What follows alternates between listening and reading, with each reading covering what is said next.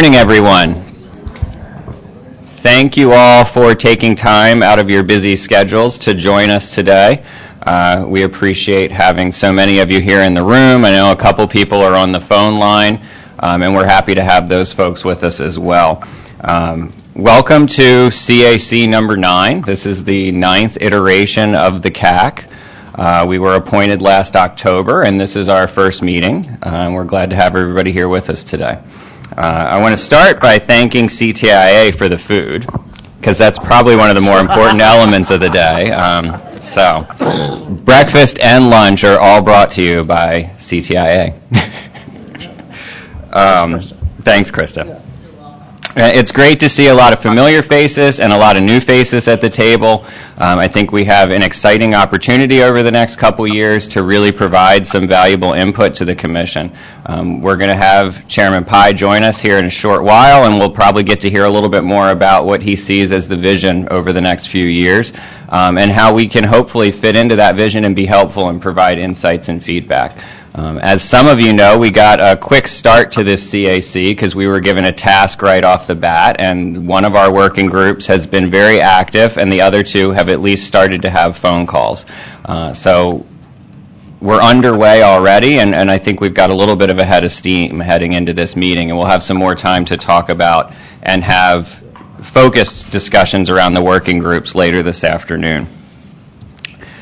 We did something a little bit different this time around with the CAC, in that we had orientation sessions prior to this first meeting. So that was a chance to hear from staff and other people here about how things should work, sort of the legalities and logistics of meetings.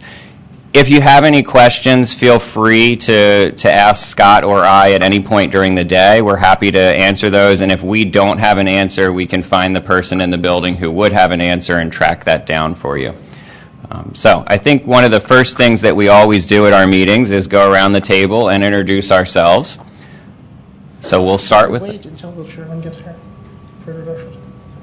Does he have time for that? I think he wanted to. He requested it. Okay. I was just informed that the chairman asked us to wait and do that when he's here. So we'll wait and do that when he's here. Yep. I'm not going to start tap dancing, but we've got a couple minutes. Scott, did you want to... Well, I didn't know we made a dynamic duo there, Ed. Hello, everybody. Welcome. It's always good to have old friends back and lots of new ones, too. Ed, I don't remember mentioning this, but there are 11 of you from CAC 8 that are returning with us, but the remainder out of our 29 are either people that are entirely new to CAC or have been here in many years past. So there you go. So it'll be a good chance to make some new friends and get reacquainted with some old ones as well. For those of you that are new to the building, by the way, the restrooms are right out the door to my right at the intersecting corridor. The restrooms will be on your left, sort of in that corridor going back toward the 12th Street lobby. If you need anything, let me know. Is Brittany in the room, Ed, at the moment? Yep, she's down. Brittany actually keeps me on track all the time and runs this thing, really, if the truth must be known. So I really want to express my appreciation to her. And I know that, wave madly, Brittany. I can't see you, but wave. Okay, good. If you need anything during the day, copying or anything of that sort, or if you think I've done something wrong, you can complain to her too. But anyway, thanks, Brittany. I think that's all I have at the moment. Ed? A couple quick other logistical things. Oh, yeah, we do have a couple. Yeah. When you would like to speak, find a microphone and raise your hand. It's not me waving at you all day. It's so that the people in the booth know which mics to make active, and that's part of the live feed and some of the disability access that we have going on in the room. The Wi-Fi password, which does change quarterly, the current one, everybody got a pen and ready to write this down, is capital F, capital C, the number 0, number 8, number 2, number 4, number 8, number 1.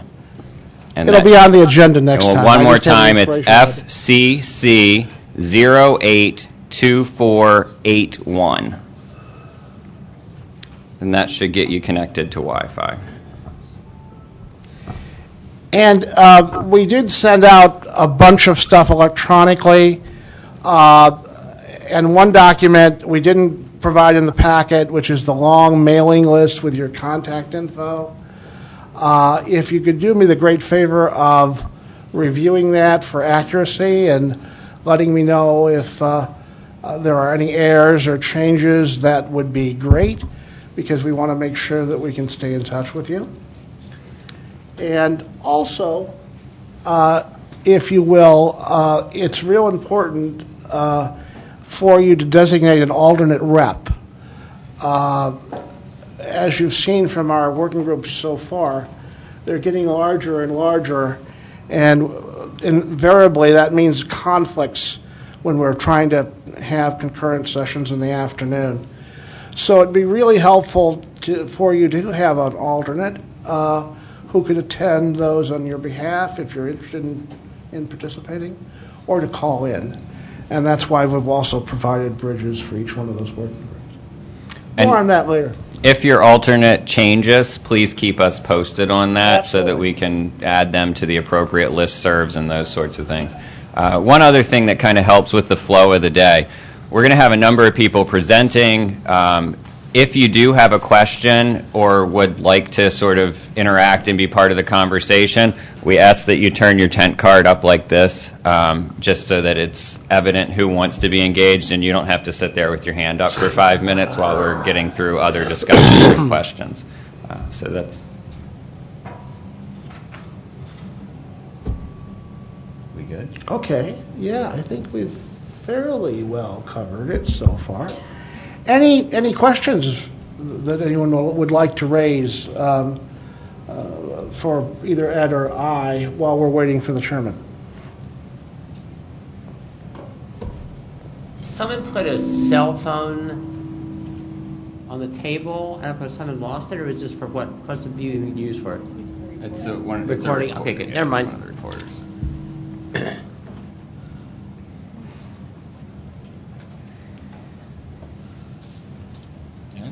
Early. And we have our first speaker who just entered the room. Excellent. So, no, What timing. welcome. Perfect.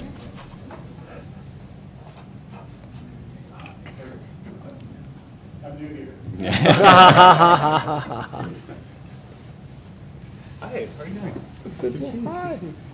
How are you? Good to see you too, Chairman.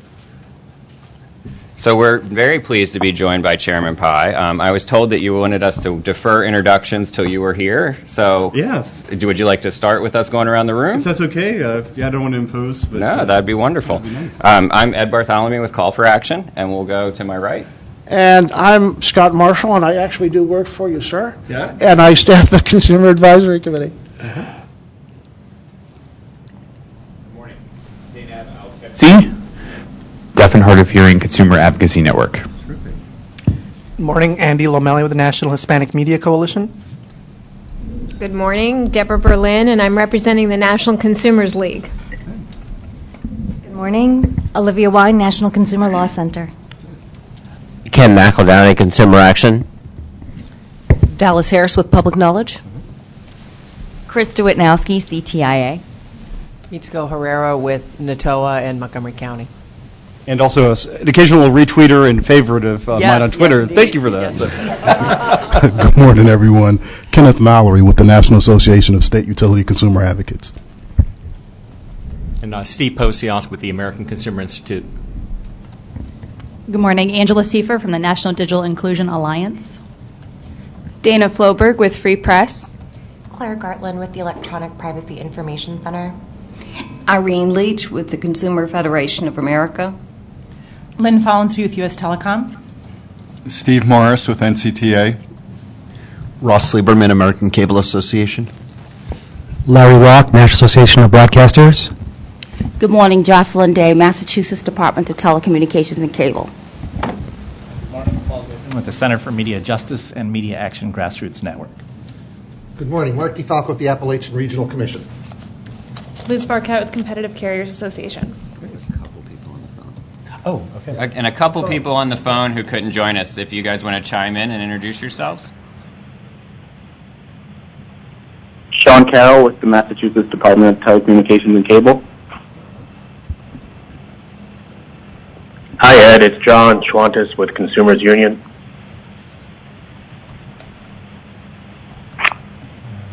This is Eric Null at Open Technology Institute.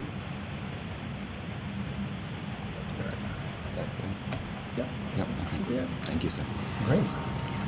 Well, great. Well, good morning, everyone. Happy Friday. I guess every Friday is a happy Friday. And I really appreciate all of you coming here, taking time out of your busy schedules on a Friday morning without coffee, apparently, most of you, to labor in these important fields. This is my first week on the job, but I'm really glad that one of the first sort of public remarks I'm giving is to you, because I think that the focus of this committee really is where the rubber meets the road in terms of the FCC's mission. I appreciate all the work that you're doing on all these different issues, and I just wanted to highlight a couple of the consumer-related issues that are important to me and that I hope that the FCC will tackle going forward, and that I hope also will appeal to you. The first one is one that I hear about a lot, including from my own mom. She just called me, why can't you guys do something about that? And now, actually, I can't defer it by saying, well, that's somebody else's problem. It's now my problem. But and that is robocalls. You've gotten them. I've gotten them. You're sitting there enjoying a program or eating dinner, and you just get these calls. Artificial or pre-recorded calls are intrusive, they're unwanted, they're just, frankly, a nuisance. And in fact, they're the number one source of consumer complaints that we receive here at the FCC. Now, a lot of these robocalls are a scam, and I noted with interest some of the recent stories about call centers in India that were busted up, thanks in part to the cooperation of the U.S. government and the Indian government, where entire businesses are set up, predicated on robocalling people in the United States, pretending to be an IRS agent, and threatening Americans, especially elderly people, immigrant populations here in the United States, and other vulnerable populations. If you don't send us a check for X amount, the IRS is coming after you. They were receiving $150,000 to $250,000 a day per call center just from this one operation. So just think about that, multiplied across all of these different scams across all of the country, how many consumers must have been harmed. Former Senator Fritz Hollings, one of my favorite senators growing up, who I had the pleasure of meeting a couple of years ago, put it well when he referred to robocalls as the scourge of civilization. I think everyone who's received one of these calls could probably agree. Unfortunately, the problem's only getting worse, and that's why I hope the Commission will take aggressive action, hopefully with your counsel, to end it. I think there are a lot of solutions that the FCC can and should pursue. For example, enforcement action against unscrupulous telemarketers and other robocallers who are preying on innocent consumers, as well as the establishment of safe harbor so that carriers can block spoofed calls from overseas without fear of liability. I'd also urge you to think about several additional issues that I'm thinking about as well. For example, how can we make it easier for consumers to tell us about robocalls that they receive, and to make it easier for the Enforcement Bureau to take action to track down and shut down those fraudulent robocallers? Similarly, would carving out a safe harbor for telephone companies seeking to provide those call blocking services to their customers encourage experimentation? Would allow them to use different types of technological solutions to help solve that problem from the carrier end? Would creating a reassigned numbers database give callers the ability to avoid dialing wrong numbers by mistake? And last, but certainly not least, would granting the petition of 51 consumer advocacy organizations, including some of you, to overturn the FCC-created exemption for federal contractors, would that help close a potential loophole in our robocalling regulations? I know there are a lot of complicated issues here to tackle, and the legal thicket is pretty challenging. But nonetheless, I hope to work with you so that we can once and for all help channel Rachel from Cardholder Services into more productive social activities. Turning away from robocalling, which is, of course, an area of consumer complaint, I want to turn to something proactive, one of my core priorities here at the FCC, so long as I have the privilege of serving, and that is closing the digital divide. I believe at my core that every American who wants internet access should be able to get it. But in too many places in this country, Americans are being left behind. And I've seen that for myself in my travels from tiny Fort Yukon, Alaska, near the Arctic Circle, to Carthage, Mississippi. We need to do what we can to ensure that all Americans are participants in, rather than spectators of, the digital economy. So last year, to help address this problem, I put some ideas on the table as part of what I've called a digital empowerment agenda. This included several proposals. First and foremost was the creation of what I've called gigabit opportunity zones. And essentially the idea here, which would require congressional authorization, would be to set up a geographic area that could be as small as a city block or as large as a rural county, in which the median income of that area was 75% or less of the national median.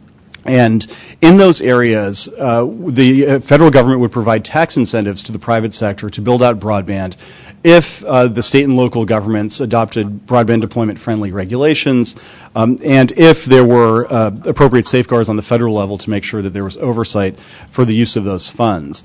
We would also be able to, under my proposal, offer entrepreneurs tax incentives in terms of relieving them from the employer-side payroll taxes to encourage them to create jobs, to hire people who are living in those gigabit opportunity zones. So imagine a block of Detroit that needs to be revitalized, or a part of rural Nebraska where people don't have broadband. This could be a solution, I think, for incentivizing the private sector to build some of these networks, to make the business case easier for deployment. I think it would also be a platform for job creation and entrepreneurship. Just think about how many entrepreneurs out there probably have a good idea, but for want of expression of that idea over the internet to the world, that idea simply withers on the vine. My hope is that through these gigabit opportunity zones, we can create a greater opportunity for these folks to take advantage of the digital age. The next thing that I proposed was a 3-step plan to boost mobile broadband in rural America. And this hit home with me when I was driving this past fall from Wichita to Des Moines. And that's an exciting drive, by the way, if you ever have the chance to do it.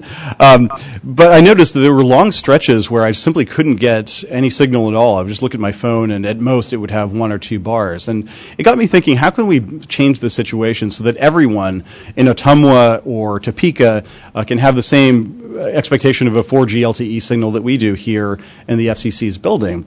And so I came up with a 3-step plan, as I mentioned. One is to increase the build-out obligations for wireless carriers, and we would do this by increasing the percentage coverage requirement for certain licenses. So right now, for example, when we grant a license to a carrier, we'll say, okay, you can have this license on the condition that you build out to, say, 66% of your coverage area within 10 years. I propose increasing that to 95% to make sure that as many Americans as possible within that service area are covered. To also ease the case for build out to those areas, we would extend the license term. So, for example, instead of 10 years, it would be 15 years. And my hope is that long-term time frame, as well as the heightened expectation, will give more rural Americans a chance to benefit from the mobile revolution. Secondly, I've also proposed moving forward with a mobility fund phase 2, which is a highly technical and complicated item, I know, but essentially here, we would make sure that federal subsidies would be devoted to solving the problem for the lack of mobile connectivity in areas where the private sector simply can't or won't do the job, and also subsidizing the deployment of current networks to the extent necessary where the private sector otherwise wouldn't be providing any service at all. And, of course, basing the funds on current needs and current facts. And the third thing I proposed in terms of a mobile broadband solution was something I've called a rural dividend. So right now, as all of you know, we auction spectrum, and then we get money back for that spectrum, and we deposit it into the Treasury. Well, I proposed a rural dividend, that is setting aside 10% of the money that we get from those spectrum auctions and devoting that to rural broadband. And to give you an example of the kind of money we're talking about, if we had this policy in place the last 10 years, the U.S. government would have an extra $7 billion that we could have used to build out mobile broadband in parts of this country that simply don't have it. I think that would be a pretty powerful solution that would benefit a lot of Americans. The third and last part of the digital empowerment agenda that I talked about was removing some of the general regulatory barriers to broadband deployment. And here I had in mind the whole grab bag of sort of regulatory obstacles that stand in the way of people building out broadband.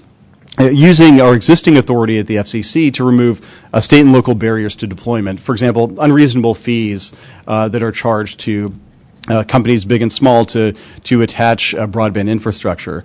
Reforming the pole attachment rules to reduce the cost of deployment.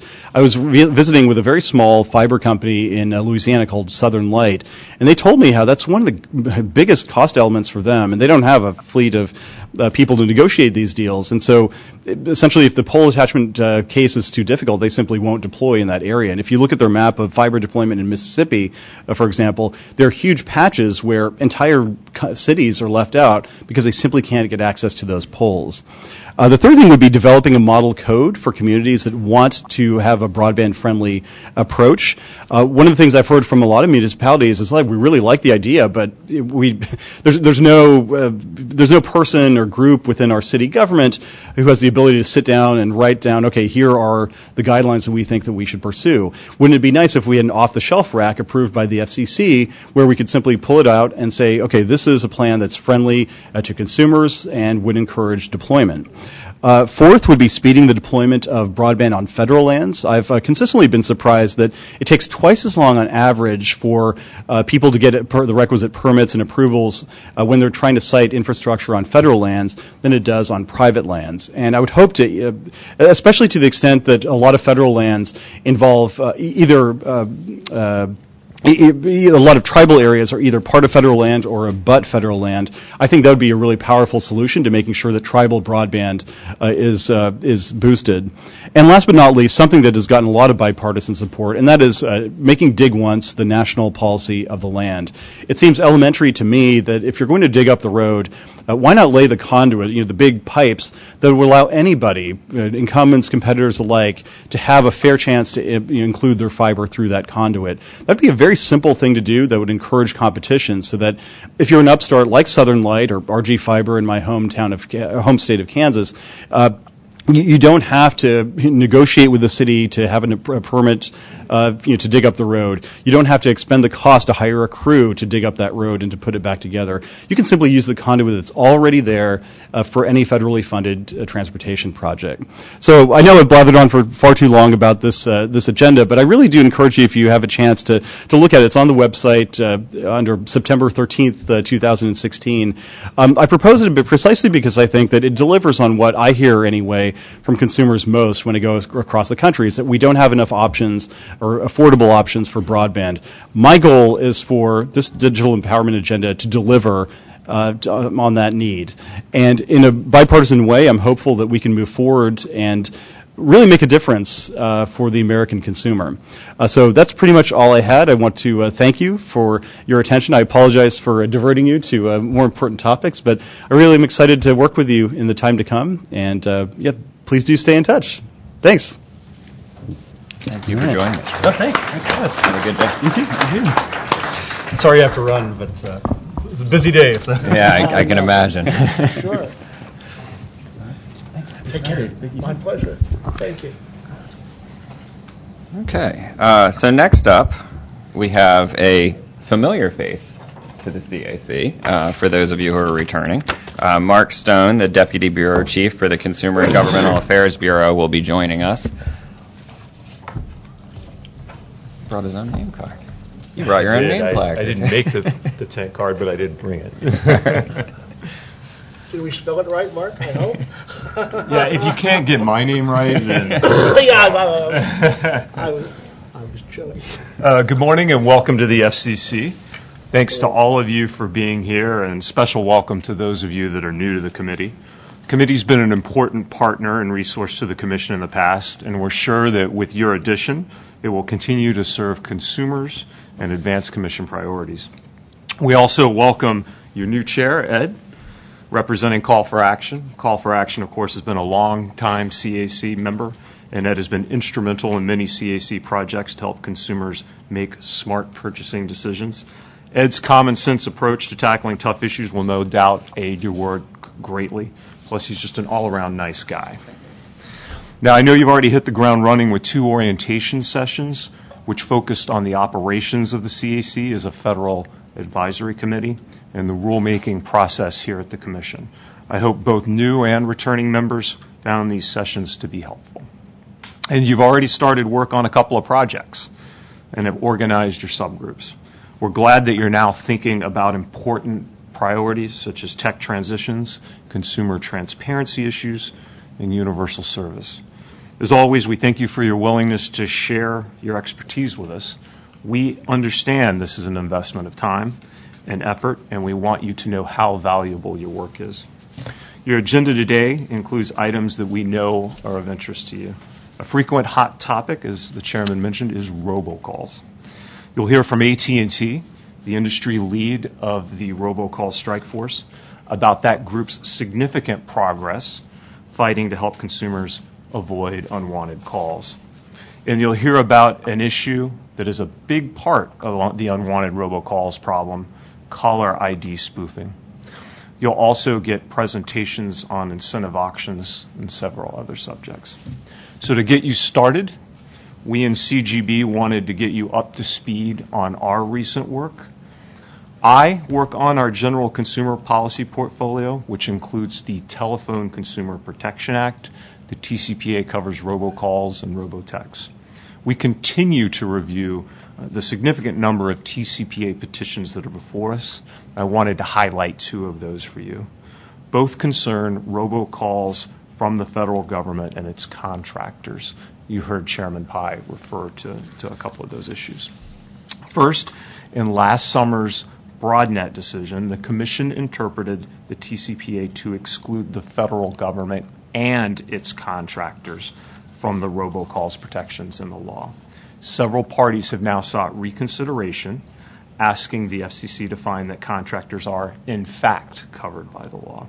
These parties argue that the Commission misinterpreted the TCPA and incorrectly limited its coverage so that they will receive significant numbers of unwanted robocalls made by federal contractors, and that consumers would not have a right to revoke their consent to receive such calls. The Commission sought comment on those recon petitions last fall and is reviewing the record now. Second, in a separate action last summer, the Commission released an order addressing a new section of the TCPA. That new section directed the Commission to adopt rules addressing debt owed to the federal government. The Commission received requests to reconsider the rules, including a 3-call limit and restrictions on calls to reassign numbers. Oppositions to that petition are due February 1st, and replies to any oppositions on February 13th. So those are just 2 of the hot topics in the robocalls arena, and they really address sort of the legal framework that address robocalls in TCPA. You'll hear later again from AT&T on ways that consumers can arm themselves to protect themselves from unwanted robocalls. So the 2 sort of work in conjunction, the law and its liability, and then consumers being able to on their own block such robocalls. So with that, I'll turn it over to my fellow CGB managers for updates in their areas. Thanks again. Thanks, Mark. You're welcome. Yeah, do you want to take some questions? I can take them now or take them later, whatever. Let's do them now, and then we'll... You want to go now? Sure. Yeah. Does anybody have a question for Mark? Mitzi? Hi there. Mitsuko Herrera from Montgomery County and National Associations of Telecommunications Officers and Advisors. Do you have, so along the lines of what Chairman Pai was talking about, do you have any statistics either showing on the robocalls, the complaints, or breakdown? I mean, part of it is really a matter of there's some calls that are unwanted, but it's the only way really to reach a lot of people, particularly over their mobile phones, versus it's literally criminal activity. Is there anything that you have that can help kind of guide the discussion in terms of the prevalence of the problem or how it breaks out or how big a percentage the criminal activity is from other types of free speech? Yeah. So we do gather that information. As the chairman mentioned, writ large, robocalls tend to be among the top consumer complaint categories. But you're right, there's another level of analysis that we try to look at, which is to say, okay, what are robocalls that are not necessarily evil, that don't necessarily intend to defraud a consumer, but maybe just simply unwanted and not evil. So we are looking at that. I will say when I personally looked into our complaints database, there's a decent amount of each different type. And so we are working to sort of further refine it, and it will certainly inform our analysis going forward. Unfortunately, I don't have for you right at the moment that sort of breakout, but we'll definitely be in touch with that. Okay. Debbie? Yeah, my question is right on top of that one. So the chairman mentioned that he wanted to make it easier. Let me say, I got to get used to you not being right. Close enough. So the chairman mentioned that he wanted to make it easier for consumers to report these calls, and I know we're 2 or 3 days into this, but I just wanted to ask you what thoughts you might have on how we could, do that for consumers, or what exactly we're talking about.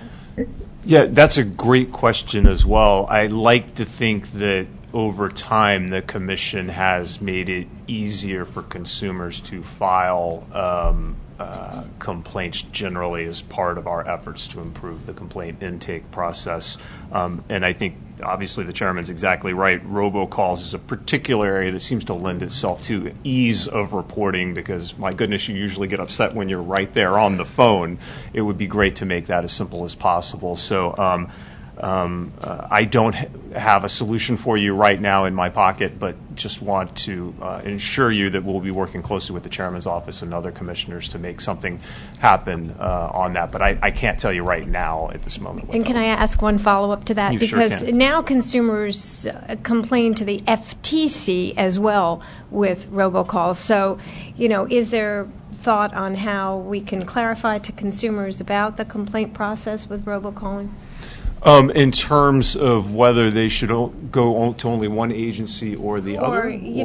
Because I think that consumers complain. I know when I got a robocall, there's, the FTC is also a place where consumers complain. Absolutely. So we always try to coordinate closely with the FTC to make sure we're on the same page with respect to our outreach and complaint filing. So we'll continue to do that so that it's a good question. Consumers ought to know who to file with and which agency will do what with it, and that's a matter we'll continue to work on. Thank you, Mark. Sure.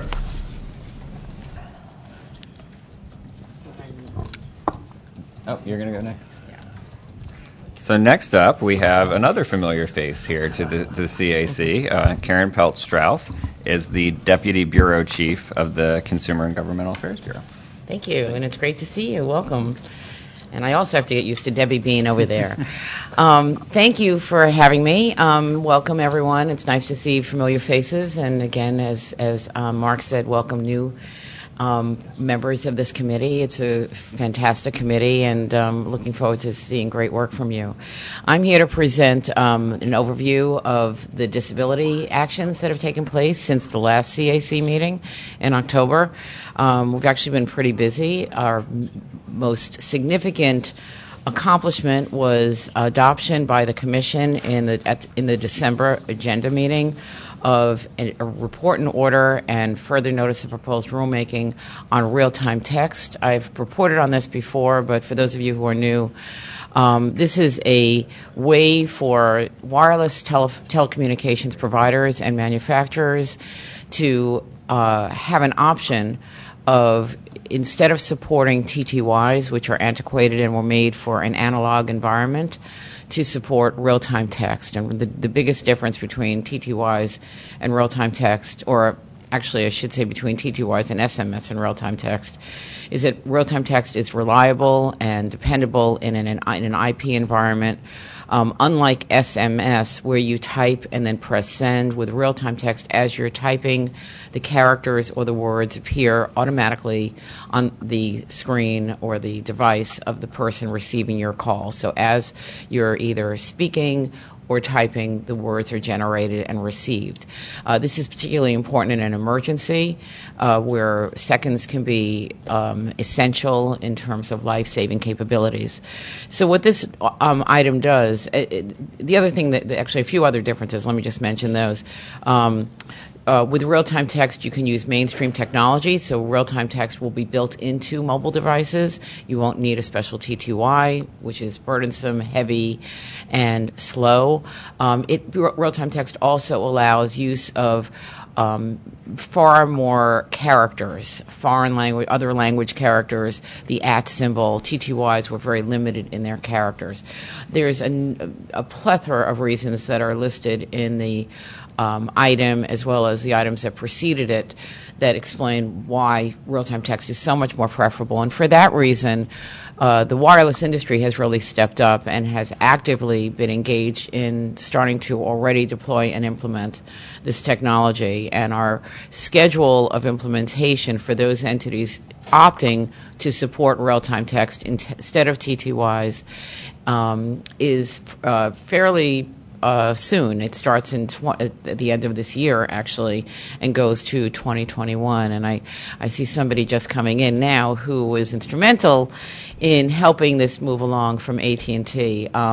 Over the last year or two, we've been granting waivers to entities, to wireless carriers that are preferring to move to real-time text instead of supporting TTYs. And let me just add that our rules require support for TTY, so there's this now option of moving to real-time text in lieu of support for TTY.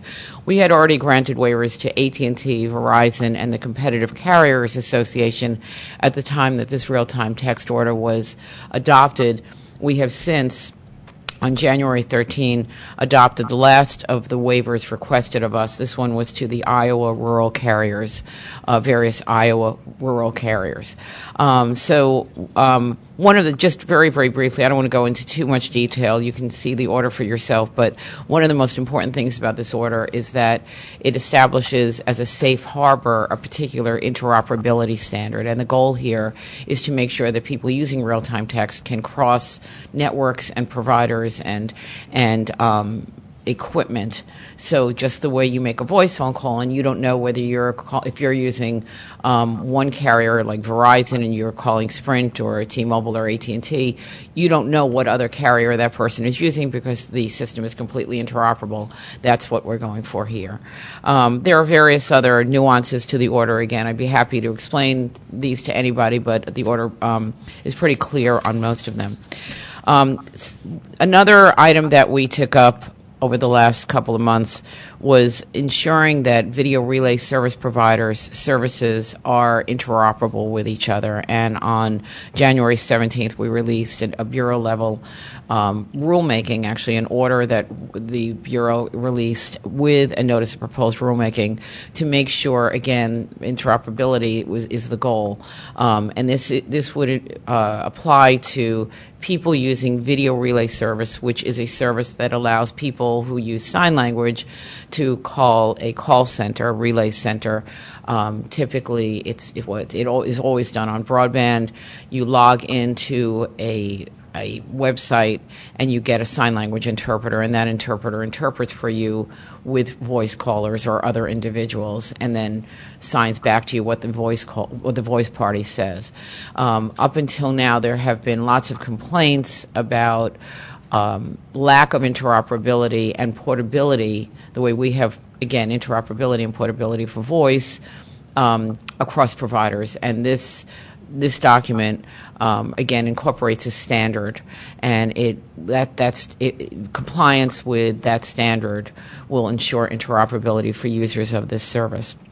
We also issued a waiver, a small waiver, to a company called VTC Secure, allowing VTC Secure to have access to our numbering database to obtain 10-digit numbers for call centers for video relay calls made to call centers. This is part of our direct video calling project, a project that is designed to encourage the use of sign language, people who know sign language in call centers. So we actually have this here.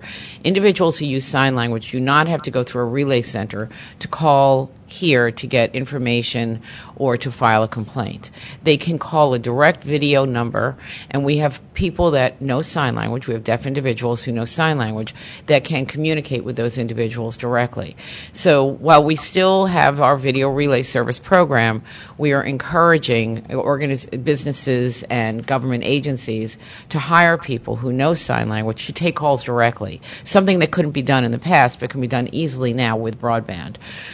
What this waiver does is it allows this particular company to have access to 10-digit numbers so that you would be able to use a 10-digit number to make these calls to call centers. And generally, our direct video calling project, again, is designed to provide greater equivalency. It's not even really functional equivalency. It's really equal access for people who sign to call centers.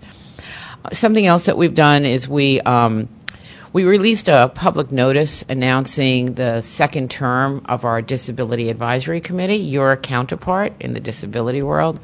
We will now be having 37 members. It's actually, the numbers are almost identical to our last group, and an additional 24 subcommittee members. We have subcommittees on emergency access, relay services and equipment distribution, tech transition, and video programming. We also have 3 members, ex officio members from the Access Board, the Department of Homeland Security, and the Small Business Administration. I encourage you to keep abreast of the activities of that committee. Many of the recommendations, they made, I think, approximately 20 recommendations during their first term, many of which were adhered to or followed by the Commission, including 2 major recommendations on real-time text. So many of you may be affected as well by what they do. And our first meeting is in mid-March. We also extended a waiver to the Entertainment Software Association on advanced communication services, to not have to comply with our advanced communication services rule. That is an extension of a waiver that had been granted a couple of years ago in 2015, and this group now has until January 1st, 2017 to come into compliance and are required to submit a progress report to us on what they're doing to make individuals who use gaming software, just want to make sure that that's the video game software compliant with our rules during this period. Next, we issued a public notice on January 10th seeking comment on a petition that was filed by the Alliance for Community Media for a waiver of certain of our closed captioning, registration, and certification rules. Comments are due on February 9th and February 24th. And again, to be brief, anybody that wants more information, just let me know. I just wanted you to know about that. We issued a public notice granting video relay certification to a company called Convo. We hosted, going back to direct video calling, we hosted a major showcase on that on November 4th. The room was actually packed with companies and agencies interested in this technology. And finally, the Media Bureau, actually we issued a public notice announcing the compliance dates for accessibility requirements pertaining to televisions, set-top boxes, and other video programming apparatus. These required that by December 20th, they be capable of having user interfaces for people who are blind or visually impaired that are accessible. Some of you may be familiar with this if you have Comcast as your video cable provider. You know that 2 years ago, Comcast came into very early compliance and has a talking remote.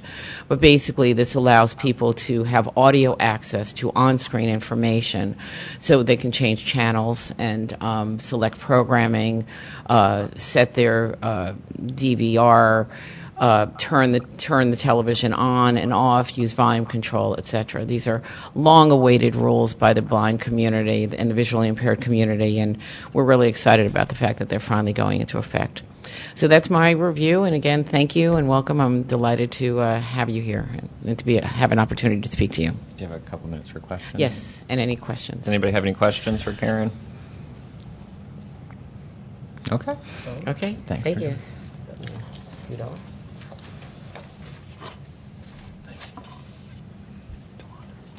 So next up, we have Dewana Terry joining us. She's the Acting Deputy Bureau Chief with CGB. Welcome.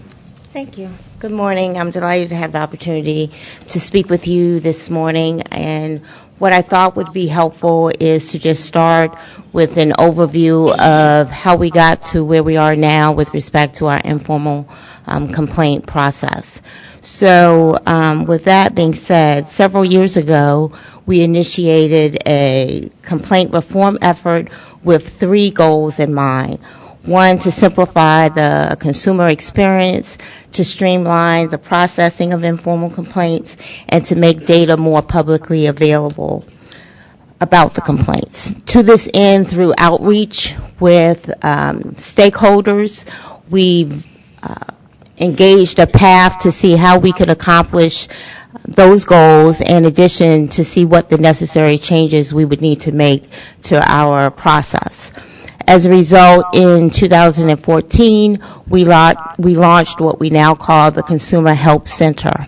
The Consumer Help Center has actually 2 phases. One part is the Consumer Complaint Center, where you will see that we streamlined our processing of complaints, and we also enhanced and simplified the user interface. We built our system based on a off-the-shelf platform where we modified that so that consumers could, it would be easier for consumers to file their complaints as opposed to having 18 individual forms.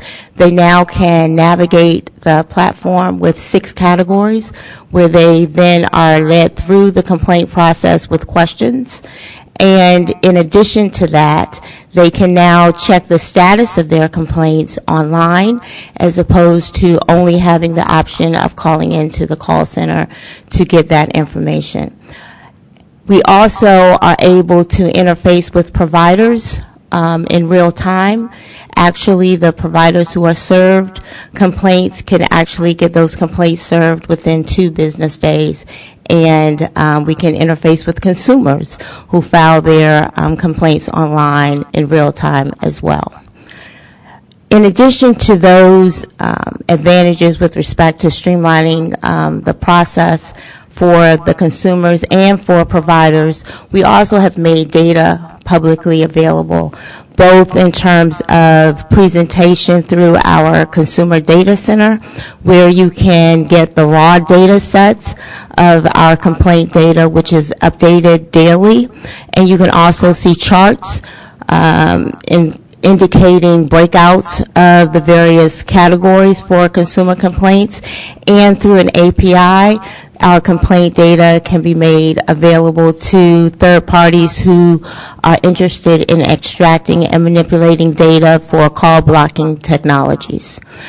We have, while we have continued to work to further streamline and enhance the process for consumers, we look forward to working with this group, as we have worked with the Consumer Advisory Committee in the past, to figure out what changes we can make that would make it easier for consumers, that would also provide more information that is desired by consumers and providers.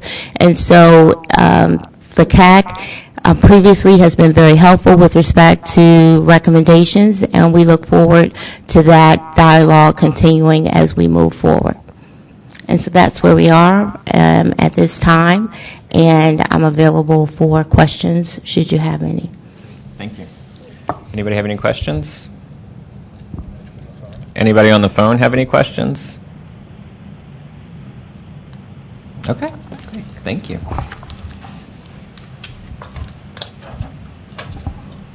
Thank you so much. And rounding out our CGB update, we have Anita Day joining us. She is the Assistant Bureau Chief with CGB. So thank you. Welcome.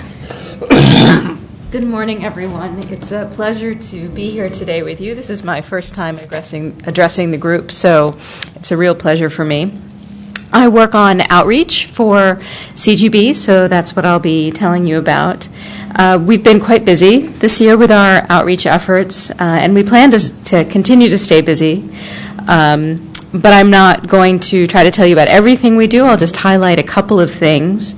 Robocalls, because of course that's of great interest to everyone and to Chairman Pai, and also tech transitions. So first, to discuss robocalls, we have issued 3 robocall alerts over the past few months. To do this, we drew from a variety of sources, internal, including consumer complaints, and external, to determine what robocall scams were affecting consumers the most. So we issued consumer advisories and used social media to get the word out. And let me just go through the 3 topics that we covered. We started with gift cards. This was about callers who were pretending to be government or law enforcement officials, and they would call people demanding immediate payment, usually in the form of a gift card. So we also hosted a Twitter town hall to discuss the topic. This was in November. Our next alert was about utility scams, where callers would pretend to be utility employee companies, again, demanding immediate payment, either in the form of prepaid debit cards, credit cards, or again, gift cards. Our third alert was about financial scams, where callers would falsely offer lower credit card payments or interest rates or credit card debt relief or improved credit scores. So generally speaking, our 3 alerts would explain the scam and then tell consumers where to report it. And that would usually be us, the FTC, the gift card company if a gift card was involved, and also the police if it was, actually I think we used the police for all of these. We also offered tips to help consumers protect themselves. Some of the tips were specific to the scam, but the general tips were consistent throughout the alerts. Those were, do not answer calls from unknown numbers, let them go to voicemail.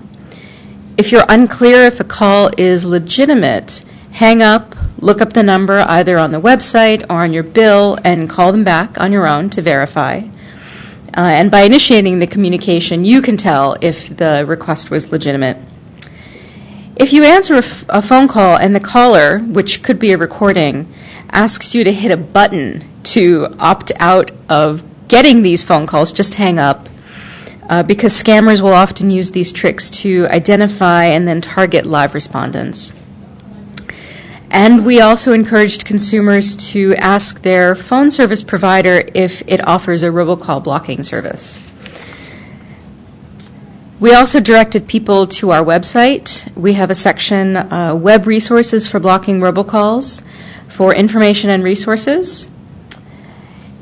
And of course, we're constantly looking for other ways to reach consumers. And so one thing we've been working on is having webinars on important topics like this one. So we hope to plan something in the very near term. And at this webinar, we would plan on explaining the FCC's role in addressing whatever hot topic we're looking at, and the steps that consumers can take to protect themselves.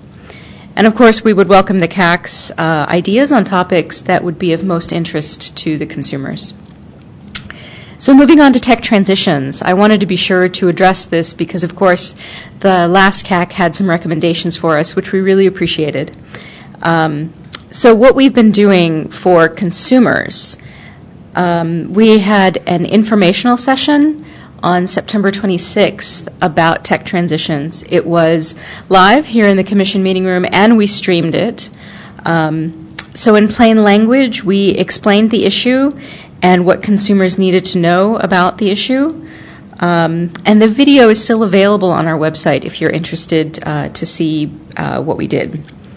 We improved our consumer guide, which of course is now also on the FCC website. It includes now a section on battery backup.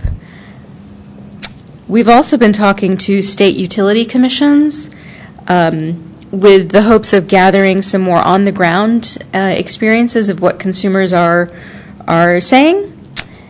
We've been sharing our consumer info, the guide, this video that I mentioned with the PUCs as well. So that was for consumers, but for state and local governments and public safety entities, we've also been doing some work. Our Office of Intergovernmental Affairs has a guide on its website called Modernizing Communication Networks, What Government Officials Need to Know. Our Public Safety Bureau has made public a guide called Technology Transitions Impact Guide for State, Local, Tribal, and Territorial Authorities and Public Safety Entities. It's on their front page of their webpage. We've talked to NARUC about this issue. Public Safety has talked to the Association of Public Safety Communications Officials. We also raised this issue at the National Governors Association webinar, at a conference called IIT Real-Time Communications. Public Safety Bureau discussed backup power and tech transitions in a keynote speech. There was also a joint conference of the National Council of Statewide Operability Coordinators and SAFECOM, which is a Department of Homeland Security committee. And the Public Safety Bureau staff talked about tech transitions, they talked about their guide, and they encouraged attendees to look into the issue further. So those are some of the highlights of what we've been working on, and we look forward to telling you about our upcoming work at your next meeting. Thank you. Questions? Mm-hmm. Ken? I was really glad to see the outreach you're doing. My question I had is what you're doing in terms of outreach to consumers for whom English is not the primary language, in terms of media interviews and things like that, in terms of reaching those consumers. Certainly I know that Consumer Action has been very effective in terms of reaching Spanish-speaking, Cantonese, and Mandarin-speaking consumers through the interviews that we do with our with the in-language media. I'm just wondering what the FCC is doing in that area. Mm-hmm. So we are working on expanding our collection of consumer guides in different languages. We have a great number of guides in Spanish. I can't give you the number off the top of my head, unfortunately, but we're working on expanding to other languages as well. And we do have partners within the consumer community that represent different ethnic groups, so we've been working with them as well. But I'm fascinated to hear that you've had good luck doing outreach to different communities, so we'd love to talk to you about that in the future. Thanks. Dallas. Can you hear me? Everybody? Yes. Okay, great. Has the commission thought about any outreach with regards to the new privacy rights that were passed late last year? Does the commission have any plans to inform consumers about what those new rights are and kind of how that works? Thanks. As you can well imagine, we're still in the process of formulating our plans going forward, so we will definitely take that into consideration. Thanks. Mark. Anita, in the last couple of weeks, AT&T, I believe, canceled their two ongoing trials for the tech transition, one in Alabama and the other one in Florida. And it was canceled before it got to the final phase of the trial, which would have been the forced migration from landline phones to wireless in the more rural areas. Do you have any insight? We have asked AT&T to talk to our transition subcommittee at a future point in time, but did you have any insight as to, why this was done and, thoughts as to, part of the trial was to determine the procedures and processes for migrating customers from landline to a substitute. That was one of the reasons for the trial to start with, and it was stopped before we got to that point. Yeah, thanks for that question. Unfortunately, I'm not the substantive expert on tech transitions, so I can't address the issue. But let me go back to the Wireline Bureau and ask them what they know about the situation, and I'll get back to you. Thanks. Betsy? Hi. Again, I just have the same question. Can you provide the summary and the statistics that you provided in your statement there about the robocalls? Can you share with the CIC what statistics you have about the robocalls that are being used for fraudulent, the complaints that you've had that are about related to fraudulent or questionable activity? I'll definitely work with Dwana and Mark, and we'll provide you what we can. Thanks. All right. Thank you very much for joining us. Thank you.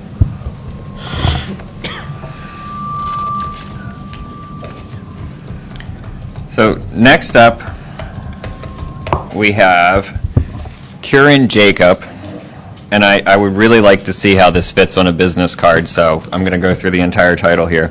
Electronics Engineer with the Cybersecurity and Communications Reliability Division of Public Safety and Homeland Security Bureau at the Federal Communications Commission.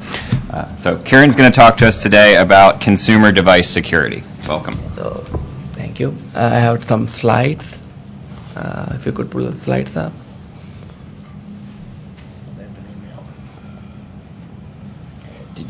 It might make sense for you to actually, I think you can control it from that computer there. Oh, okay. So if you want to sit over Okay, I there guess. and All use right, that would be great. All right. It is. It's from computer right now. You really need to. Stuff? Yeah. Well, there.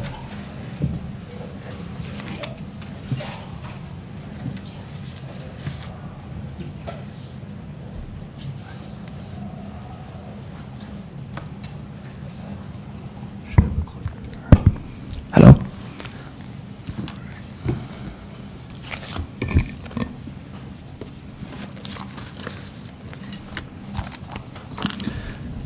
So, good morning, everybody. Can everybody hear me? All right. So, Scott invited me to talk to everybody about consumer device security. So, this is not very technical. This is something that I would tell my parents, my relatives, and I'm, as a tech guy in the family, I'm, the tech Scott, 24-hour tech support for my family and friends. So I will go. So I'm going to discuss why consumers should secure the device, more than ever now, and what can consumers do to secure the device. So that's the topic I'm going to cover today. And so on the topic of why, we all know, the number of devices on the internet has increased, right? That means our homes also have more devices. This is how it used to look like. At least few years ago, this is how it used to look like, a computer connected to your printer, and everything is connected to the internet through a modem. And this is how it is now for most homes. Your computer is separate, your printer connects to the internet directly through your router, you have your smartphone, you have some accessories connected to your smartphone, and through your smartphone it is connected to the internet. Sometimes your smartphone is connected through your router to the internet. So it's getting complex. You have laptops, you have game consoles at your house if you have teenagers or guys like me at home. Thermostats, it is increasing. It's hard for ordinary users to keep track of it. So that's why we're going to see, what can we do. So more devices are being connected all the time. I mean, more entrances and exits from your home to the internet, and it's hard to keep track of all of them. And we'll be reaching a point where it's easy to ask what's not connected to the internet, right? I think, you have, gardens, watering system, everything is connected to the internet. And this is now, all these products are available now. And if you have been following the Consumer Electronics Show, which happened last month, earlier this month, and you would know it is complex than ever. So most devices, we take it for granted, many of our appliances work for long time, right, 10 years, 15 years. And many times the functional lifetime of the device will be much larger than the software support lifetime. That means, software engineers are expensive. Once you buy a device, it's hard to keep track, whether you have, software, whether the company is providing software support for your device. So if when the company stops supporting your device, there will be unpatched vulnerabilities. New vulnerabilities are being identified every day, and it's hard for ordinary consumers to know whether your device have any unpatched vulnerabilities. So it's up to the manufacturer. They would usually support, send software updates to your device. So if you have unpatched device on your network, that makes it easier for the cyber criminals to exploit your devices. And people would ask me, when I tell my relatives and friends, hey, you need to put a password on it, this network. They're like, oh, who cares about my device, right? Who is interested in my toaster? But unfortunately, cyber criminals have become more efficient. They are not targeting because mostly because you are not very important. They are targeting everyone. It's easy to target everyone and select, who is more, who has more money, or even if you don't have anything valuable, they can use your computing resources. And before, you need to have the motive, you need to have the resources, you need to have the skill sets to hack somebody. Now you only need the motive and the money, and you can pay somebody for the skill sets. So they are efficient. They are running things more efficiently than ever. So it's easy for them. If you have a vulnerable device on the network, one day or another, somebody will hack into it. Usually, if it is a vulnerable device, the stats are it takes only 6 minutes for somebody to hack on your device. Depending on the device. But if it is vulnerable, they are scanning your device, trying to scan your device and exploit device every day. So, what can consumers do? The easier things, I'm listing the very easy things that everybody should do. Some of the terms, if it's not familiar or if it's technical, you can always look for it. But the key thing is to know that you are a target now. Once you understand that, it's easier. You can look for protection. The resources are available online. There are a lot of good websites, FCC, consumer websites have, excellent information about particular devices. So the first step is to know which all devices in your home are connected to the internet. So this is just I just wrote down what I can think of. These are I have most of these things at home. From the left, the usual devices, the routers, desktop, laptops, printers, scanners. These used to be connected to the internet, so you are familiar with it. But when you go to the right, it's become the doorbells, door locks, your oven, thermostats, your watch, your dishwasher and dryer. So it's complex. And before you connect, make sure you know this is connected to the internet. Keep track of your devices. Don't, when you connect, when you buy a device, try to understand what's the software support cycle. So many times, you look for the features, you look for the deals, and you'll be buying a device which might not be supported anymore. That would be okay, if you are not connecting it to the internet, but if you are planning to connect it to the internet for a long time, it's better to look for your software, consider the software support lifecycle when you're buying devices. That's a safe bet. I mean, if everything is the same, I would buy a device which have more software support life than a device which doesn't have that much support. The next thing, when you get a device, use strong and unique credentials on all internet connected device. Simple as everybody knows it, nobody does it. Still 1234 is the popular password, or password is the popular password. So that they compete for 1 and 2, but never really goes down. So everybody use unique password. And change the default credentials. That's been an issue for a long time, and criminals have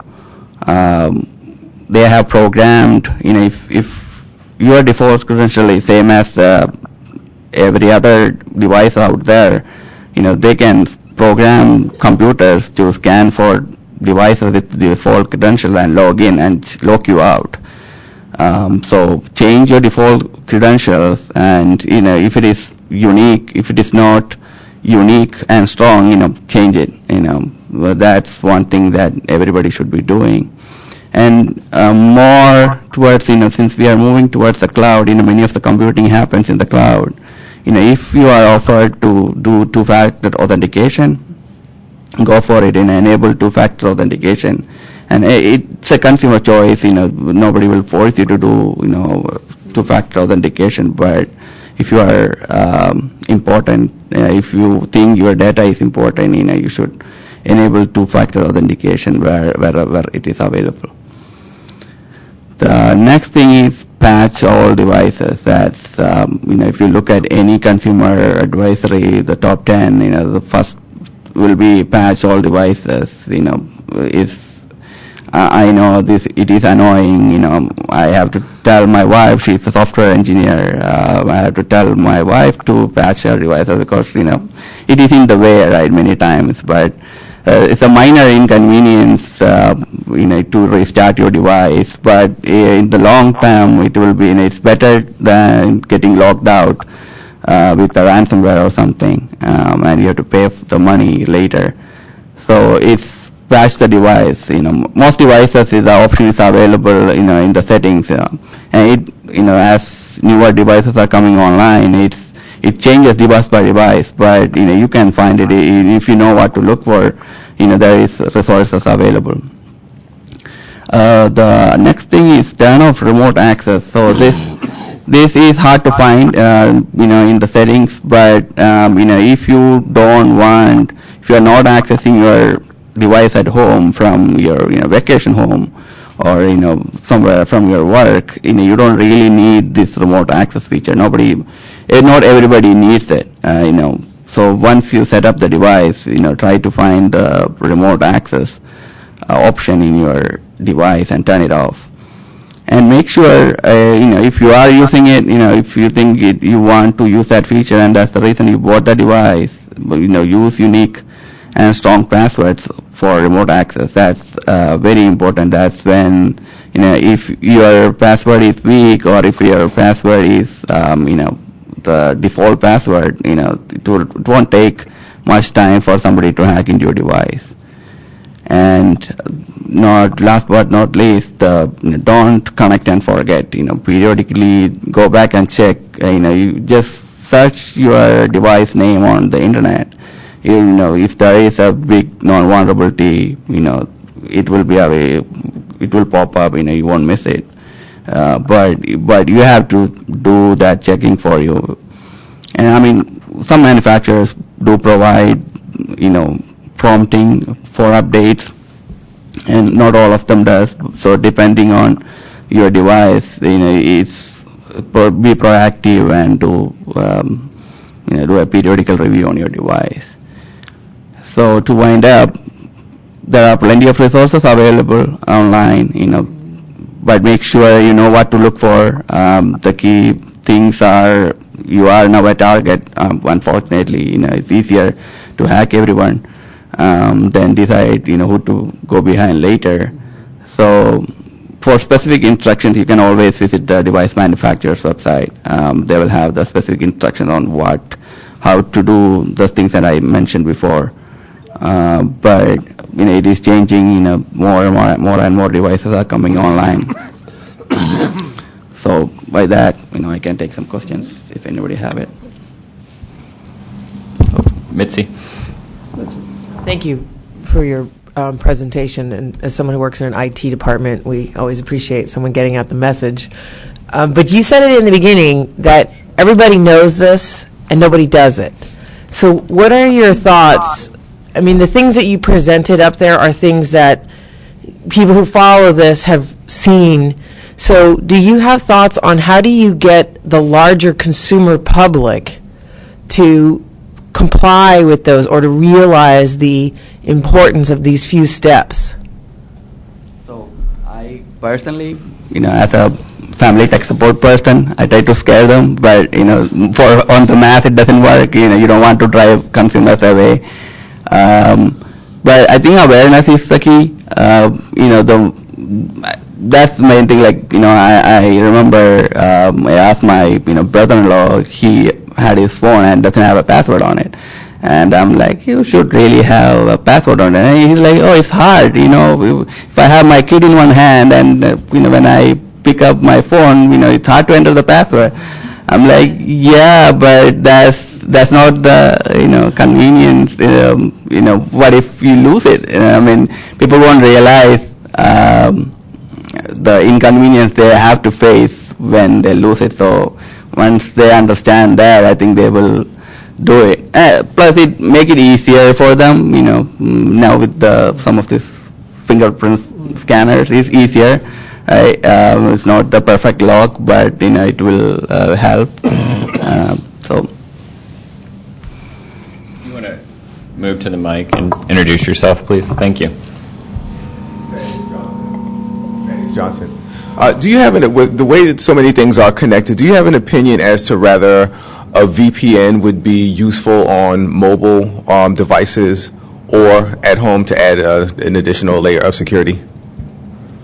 I mean, it's more security is good, but as I said, it's hard for ordinary consumers. Like nobody will, the people I talk to doesn't know what a VPN is, right? So even if I go enable a VPN at somebody's home, and if something goes wrong, then they can't fix it. They have no idea what a VPN is. All they know is my computer is not working, right? So it's a good idea, but you need to have the resources to maintain it.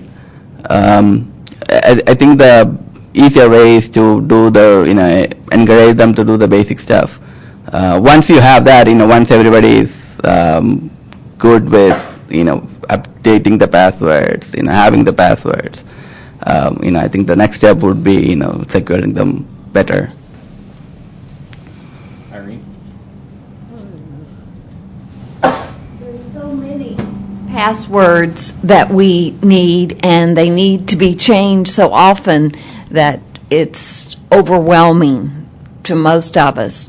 There are some programs out there that you can put all your passwords in. Is that a good solution? So password managers, I use it. If I tell my parents, they won't understand. That's why I didn't have that in the list. But I think so there are some things that is hard for people to understand. So even if it is the best secure way to do it, and it won't be easier for them to do it. And so if you have that many passwords, then you should know how these things work, and it's advisable for you to have a password manager. It is good to have. Nobody can remember all the passwords, but like somebody like my parents, they don't have that many accounts. They have 2-3 accounts, so they can write it down. Nobody. I mean, they can write it down in their regional language. So that's what I tell them. Make an English password, write it down in your local language. At least you have some kind of encryption. Steve. Have you talked at all with your colleagues in the Consumer Bureau who were just here about maybe doing some consumer outreach on this?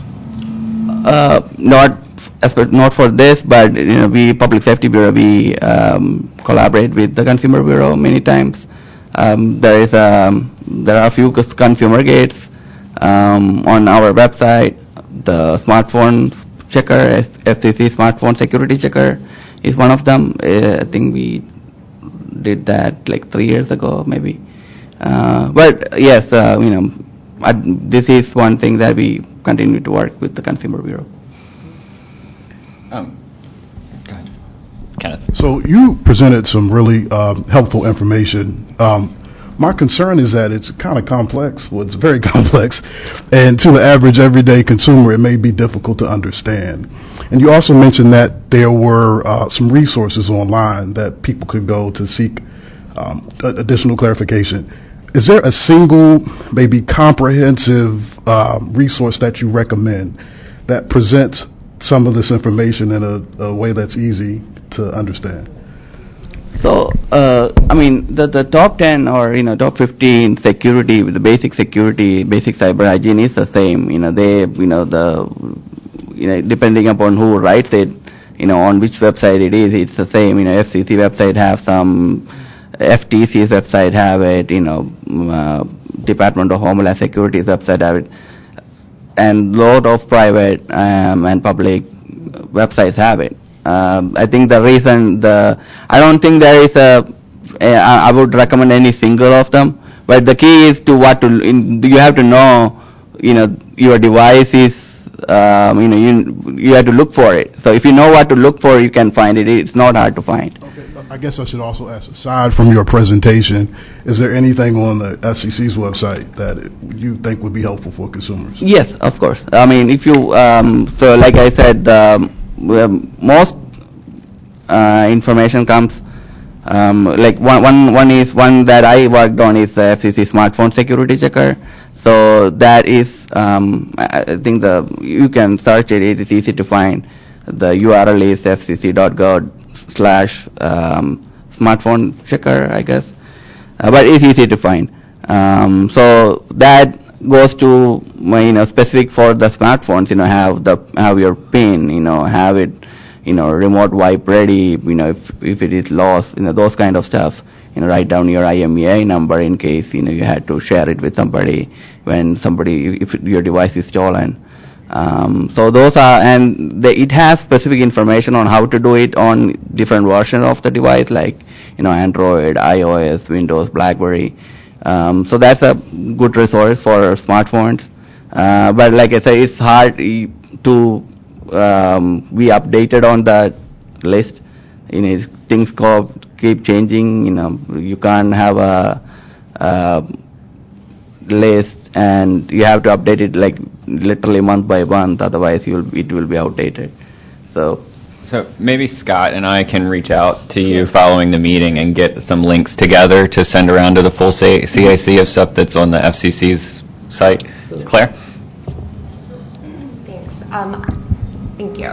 I have sort of a related question. So when a consumer is, out shopping for one of these, a new, smart coffee maker, smart fridge or something like that, is there anything on the packaging that they should be looking for to sort of answer some of the questions that you said they should be asking? So, for example, I'm looking at a smart coffee maker right now, and I cannot find in the terms of use or the privacy policy any information that would answer these important questions that you raised. So I guess I'm wondering sort of what the FCC thinks, we can do in terms of, making it really clear and easy to find for consumers, particularly when they're shopping in store and wouldn't be able to, do all of, search online for this information. So I agree, most new devices doesn't have an easy way to find these things.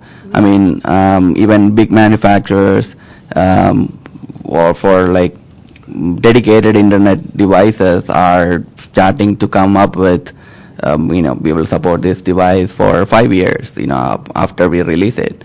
So if you are buying it like at the 4.5 years, the life of the device is actually just 6 months.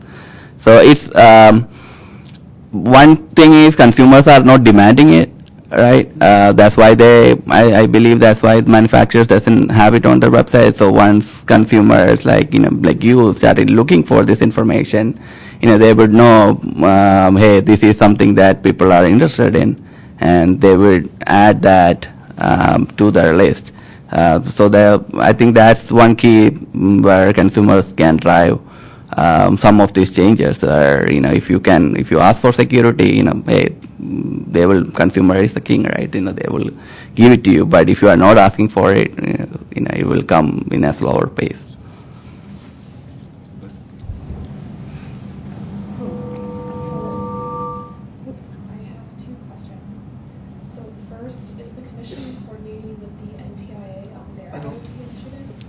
Raise your hand. Oh, sorry. Sorry about that. So first I wanted to ask if the Commission is coordinating with NTIA, because as I understand it, they have a pretty robust initiative going right now regarding IoT, even down to having separate working groups on patchability. And then second, I wanted to ask a bit more about the cybersecurity NOI and the Public Safety Bureau's recent cybersecurity report, and just what the Commission has in mind this year for acting on cybersecurity and what your goals are. So both of the questions I'm not in a position to answer. I'm not directly related to those, so I would go back and try to get answer to from somebody else in the bureau to those questions. I had a couple things. So kind of to Claire's point, one of the things that is very common on the boxes and packaging and information that comes with all of these devices is an FCC logo, proving that it passed some sort of FCC certification. Are you using those interactions as an opportunity to either look for security features in devices or have conversations with manufacturers who are coming to you for that to pass these requirements about the importance of security, life cycle support, and other things like that? So FCC logo on a device is connected to a specific law, is the emission requirements. So if you have a FCC logo on your device, that means you passed the emission requirements that's there in the law. So that's not, as of now, it has nothing to do with the security. In the future, it might happen. I am not aware of any programs like that. But again, most of these things should come from the consumer first, so that companies can derive it's easier.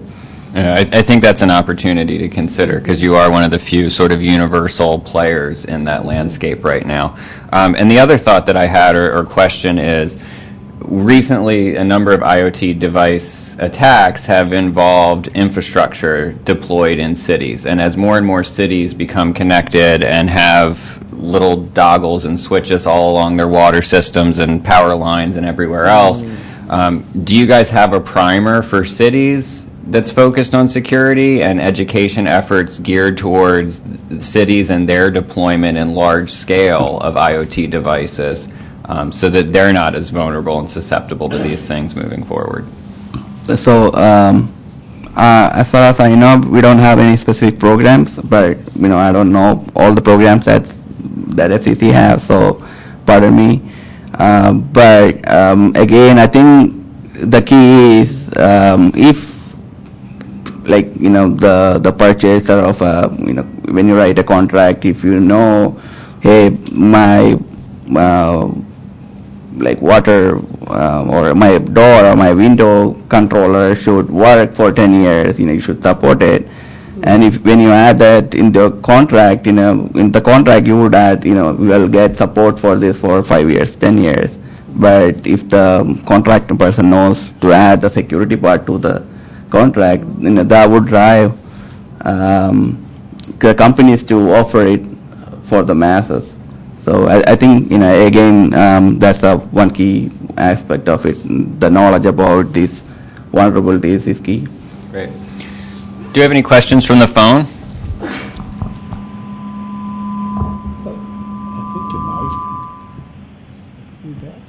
All right.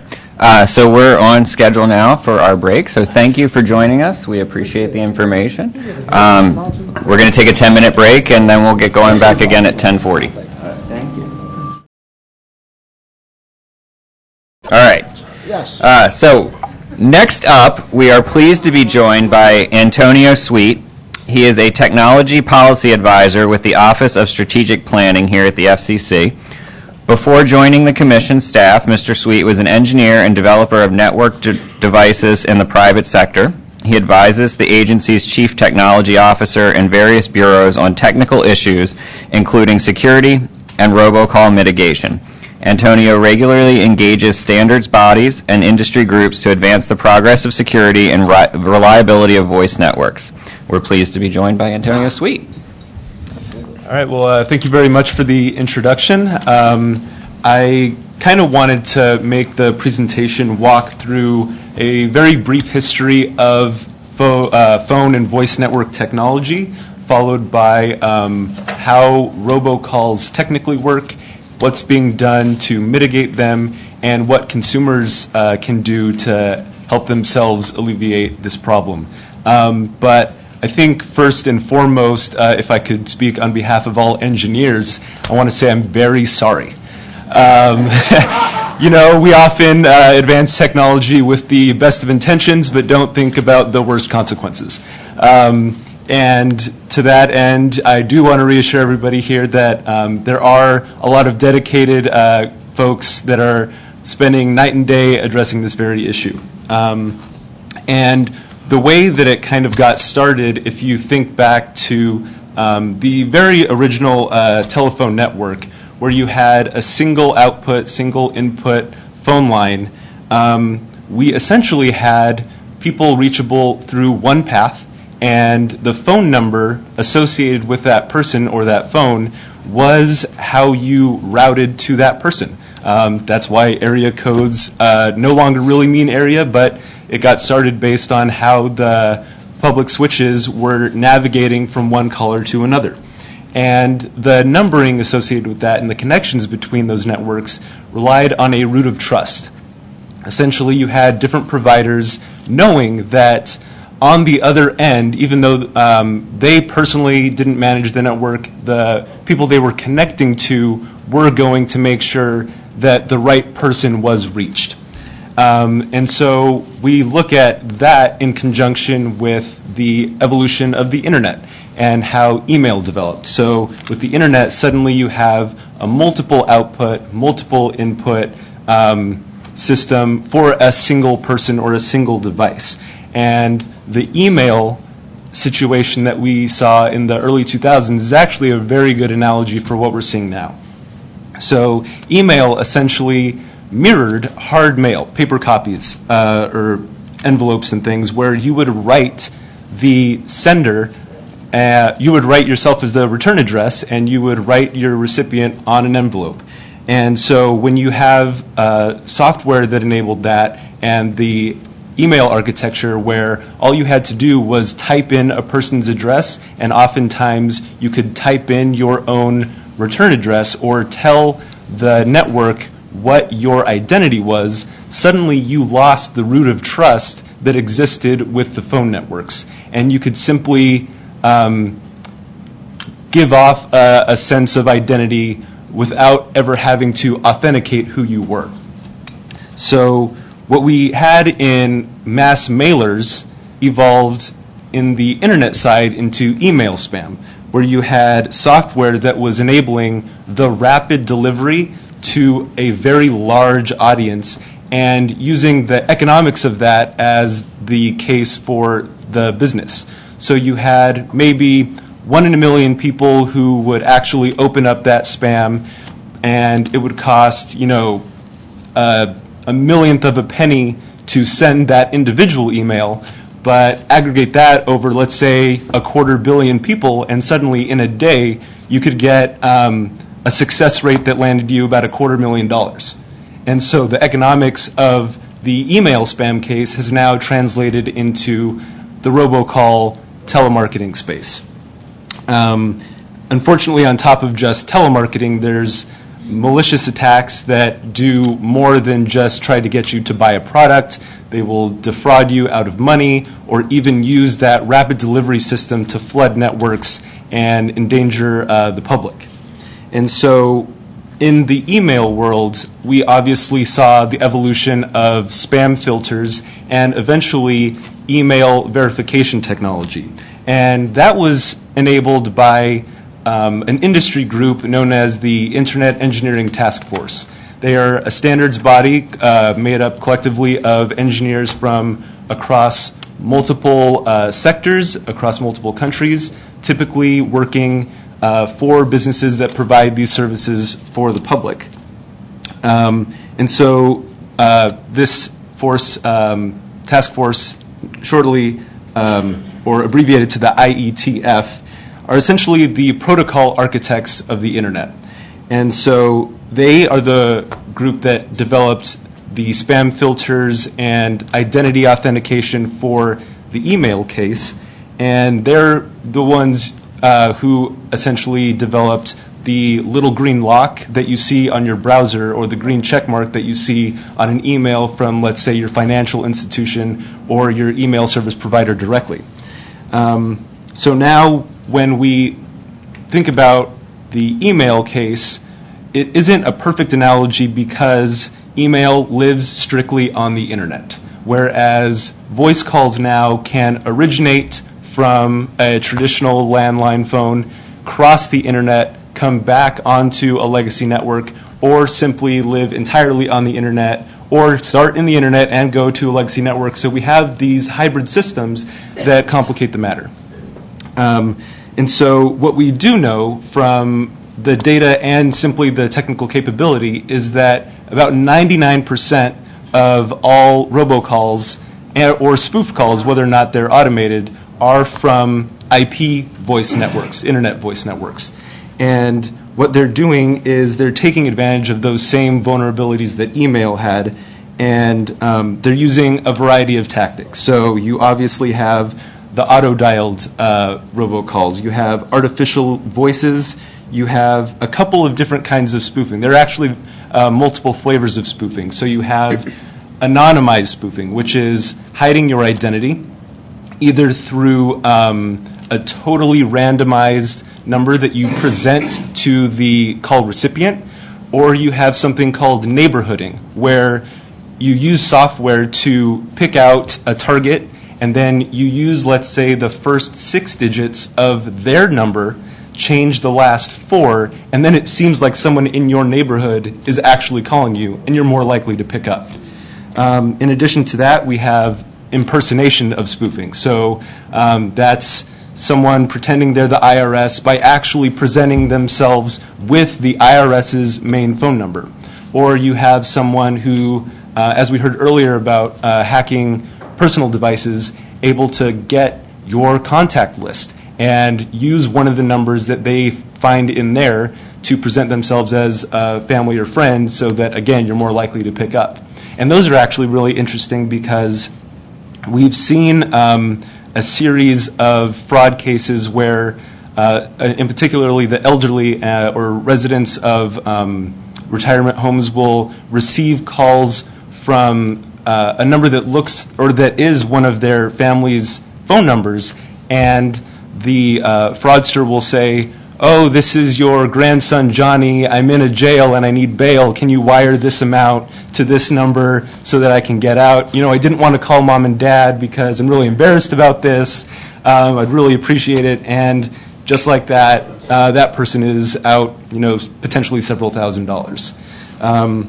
And so what we have trouble with in the phone network case that we don't really have in the email sense is that in email, the content of the message is there. It's in the body, and you can pretty easily use software to detect if, for example, the same Nigerian prince is sending the same email to millions of people, right? But in the phone context, you don't have that because the content of the message doesn't start until someone picks up. And so you don't have any way to detect on a content basis. You also run into issues of traceability. Like I said before, you're routing a call potentially over many interconnection points in a network. You're routing it from the internet to a landline, and when it makes those hops over major networks, a lot of times the origination or the path of the call gets lost. And right now, there are industry groups and telecom service providers that are working to enhance the traceability, and we're also seeing that what they essentially want to do is include a path information header so that the recipient, or at least the network that they subscribe to, knows every single hand that touched that call on the way from origination to delivery. Another major issue along those same lines is simply the lack of interoperability among the internet and traditional networks. The information that you get in the header of an email, for example, and that would exist on a strictly internet-based voice call is maintained, but as soon as it lands on the traditional network, that information is stripped out, it's gone, because the legacy system doesn't support it. So to that end, there is an incredible amount of work being done by the IETF and other industry groups. Specifically, one is a protocol that enables the same kind of green lock that exists in the email case, where you have the identity of the caller verified through an encrypted digital certificate, essentially saying, I am who I say I am, and if I were lying, the call wouldn't be put through just by a technical capability.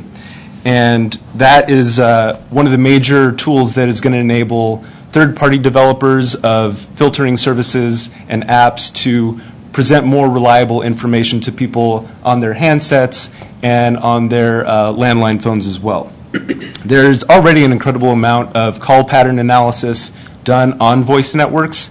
The major thing that does remain constant is that you can see massive floods of calls being made in the same way that massive floods of emails are sent. And by having a skeptical eye or a suspicious eye of some of the subscribers of your service, perhaps thinking, I know that this is a residential line, but somehow they're calling 1,000 people over the course of an hour, I should probably not be putting those through, then you know that there is some mitigation going on behind the scenes, and that maybe the recipients are only getting a very small fraction of the calls that are actually put forward. Another really interesting development that we've seen is kind of a parallel case to Do Not Call, and it's called Do Not Originate. And it uses the the call path that I mentioned earlier, as a way to, again, kind of guess the probability that this is a fraudulent call. So if you think about calls, again, over the internet coming from all over the world, potentially, you might want to filter out calls that say they're from the IRS but came in through India, for example. That interconnection is probably not valid. And it's a pretty easy flag to put in and use to prevent people from getting attacked by fraudsters. And the last thing that we're really interested in here as enforcers of our TCPA and going after these fraudsters is automatic traceback. So traditionally, our enforcement bureau, when we receive a complaint from a consumer, go to their service provider with a subpoena and say, okay, who gave you this call? And then they say, all right, well, this person, this network did. And then we go to that one and serve another. And we go up the chain through a legal process to eventually find who originated it or if it came from an international connection.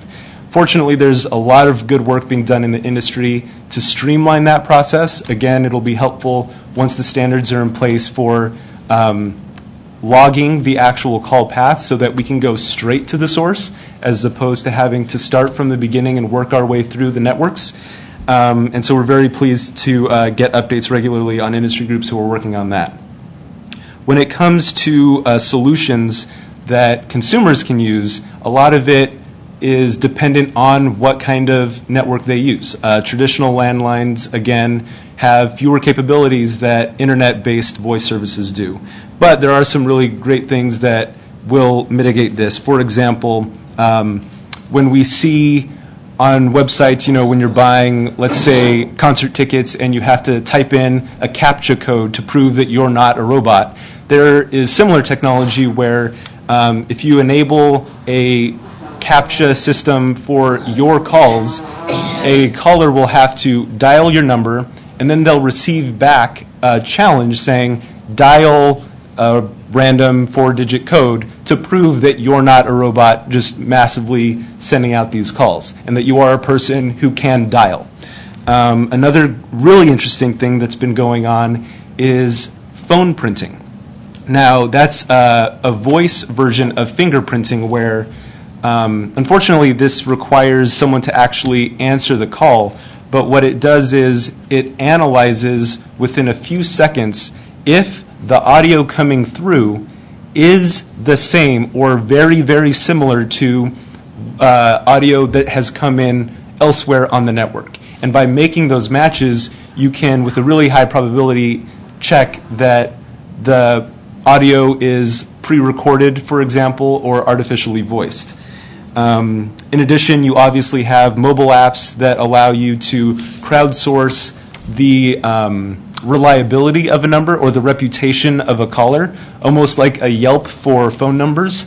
There are a lot of people that are developing that, and they require, or rather, they're enhanced by large pools of people who contribute to that database of reliability information. Unfortunately, it does require active engagement by users, but as we all know, if people are willing to file complaints with the federal government, I'm sure they're willing to say something about robocallers on their apps. And unfortunately, there are apps on major app stores and platforms that enable spoofing, and there are not as many that do what I just mentioned, which is detect spoofing. It is as easy as writing an address to write the phone number you want to present yourself as. And so that capability is only enabled by a lot of these technologies that are technically legal but are often abused. And so we are really encouraged to see a lot of the work being done by third-party app developers to offer kind of the opposite solution and help people avoid being misled or become victims of fraud.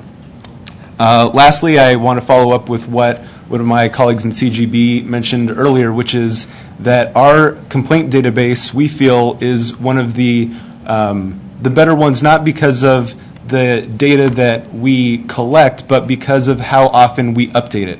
So a lot of these third-party app developers are using our real-time pushes of complaint data to augment their algorithms for detection. So we have not just contributed to an enforcement effort, but we're also helping people prevent people from being victims of this as well. And we're really encouraged that many of the third-party developers have come to us directly and said, we have used your API in our system, and we're actually seeing improved performance, and we're blocking even more than we were before. And this is in contrast to some of the other complaint databases that publish maybe on a weekly or a monthly basis, because what we've been told is that a lot of these fraud campaigns are in such real time and in such quick pace that by the time you have waited a month, that campaign's been over and that fraudster has already collected millions of dollars from the public. And so I really just encourage all of you to make sure that consumers are filing complaints, that they are visiting fcc.gov/robocalls to learn about the solutions being offered by third parties and their service providers, and also learn about what we're doing to protect them. And with that, I open it up to any questions.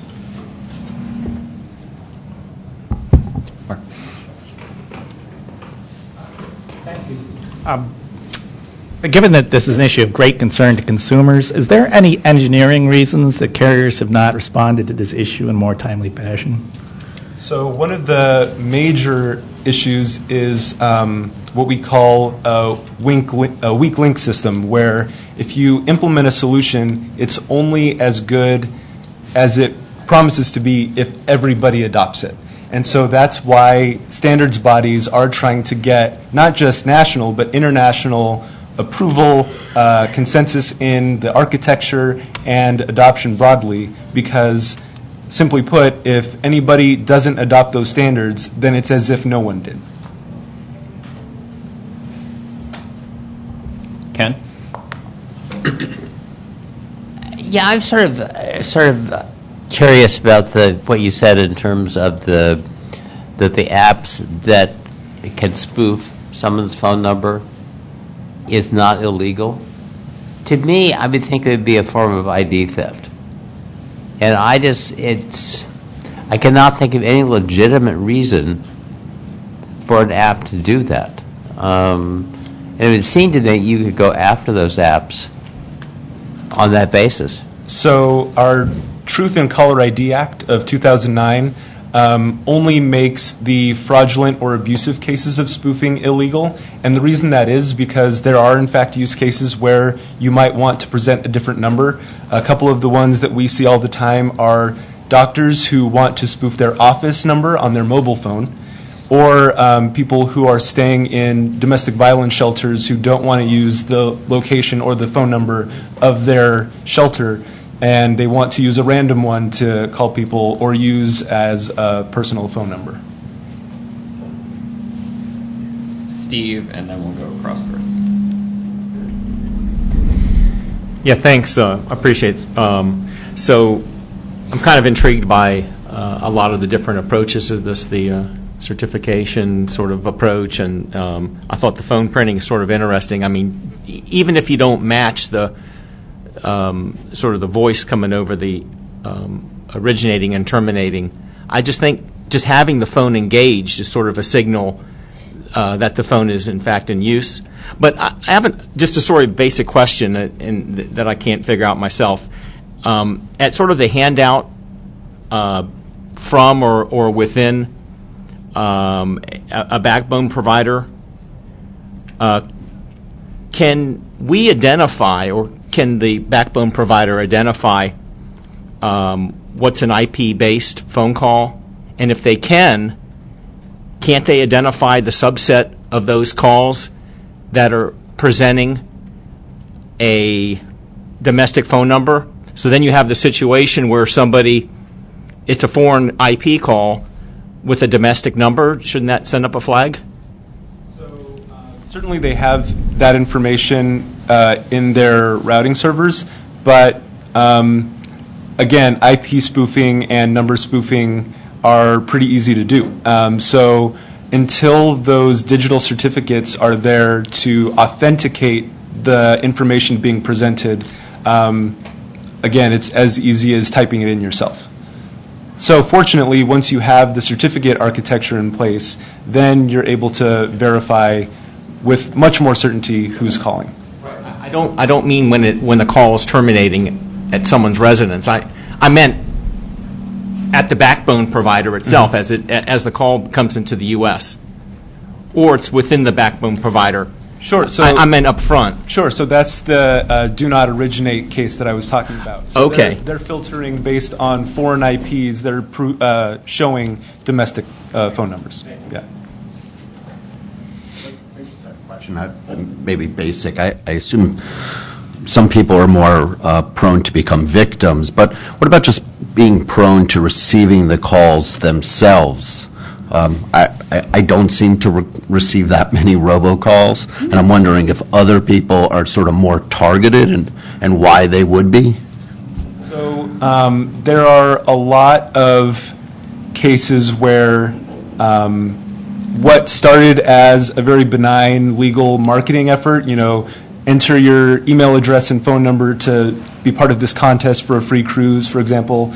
A lot of people actively go through that, and those contact lists get shared everywhere. And very often they land in the hands of people trying to commit fraud. And so I guess I applaud you for staying away from those. There are a lot of email lists, or rather phone lists of people who answer calls, meaning, even though they didn't fall for our trick, we know that this is a live number with a person who picks up. And suddenly those are the prioritized numbers to target.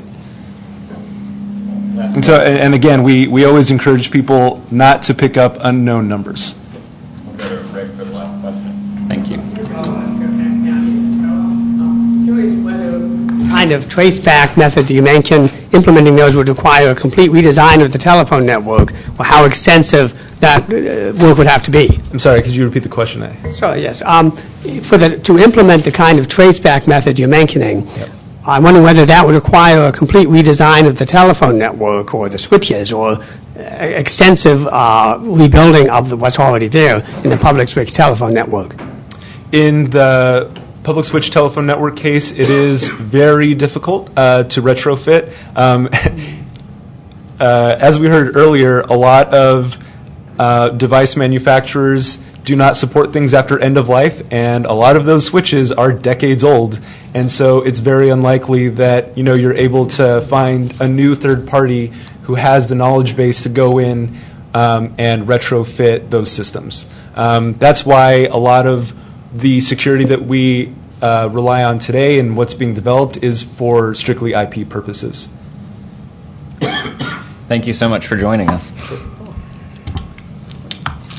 Staying on the robocall topic, our next speaker is Linda Vanderloop with AT&T. She's the Assistant Vice President of External Affairs and was their lead person on the task force that the FCC convened last fall. And she's here to give us sort of an overview of that task force and its activities and where we're headed next. So welcome, Linda. Thank you. And thank you for inviting me to talk about this. It's a very interesting topic. Give you a little bit of background. This was started in July of last year, started with a letter from Chairman Wheeler to certain carriers, and after asking us what we're doing to deal with the problem. And after really looking at it for a couple of days, AT&T agreed to chair an industry-wide strike force because we've all been struggling. All the companies have been struggling individually at trying to do something to stop this problem, and it really is an industry problem. So we pulled together about 30 different companies and different types of companies. It was wholesale, wireless, cable, manufacturers, OS operators, pulled together to tackle some of the big problems. And Chairman Wheeler had said, thank you, and I will expect some short-term deliverables in 60 days. So it was a big effort. It was a lot of work pulling people together. We had our kickoff meeting August 19th. We had focused on 4 areas. 1, the caller ID authentication. 2, empowering consumer choice. The traceback effort, the detection and mitigation. And then also regulatory support, because we figured that there would be some regulatory clarifications that we might need to implement some of the changes that we were going to propose. So, some people think, a lot of people think or thought the industry really didn't care, and that is not true at all. We had 4 working groups. And those working groups, by the way, even started before the kickoff meeting, because 60 days is not a lot of time to make progress. And each working group met at least 2 times a week, and there were some people that were on more than one working group, so it was a big effort. And I was a little apprehensive. I thought, okay, well, this came from the chairman, and the chairman of the company's asked them to participate. Will they go through the motions? No, it was full participation. It was, and they did a lot of homework in between the meetings. It was one of the most positive, cooperative, and productive industry groups efforts that I've been involved in. And believe it or not, different industry members don't always agree on issues, but this one, people were willing to come together and really work. Now, there were lots of ideas and constructive disagreements, but in the end, we were always able to come to consensus and come up with a solution that everybody could at least live with. So, and I've gotten a lot of questions in the past on, well, there's laws in place already. There's rules in place. What about the do not call list? Does that mean that's not working? It is working, but only legitimate companies honor the do not call list. These robocallers, their main goal, their only goal, is to defraud people out of money. So if they're going to steal the money, they really don't care about a violation of the do not call list. So that's why that helps with calls, but it doesn't help with the robocall problem. I think Antonio talked a lot about the challenges of coming up with the solution. One of the challenges, too, is that these robocallers are very flexible and very smart, and as soon as we come up with something, they come up with a way around it. So we're, as an industry, working on coming up with a very comprehensive, flexible solutions to continually, so that we can change as they change.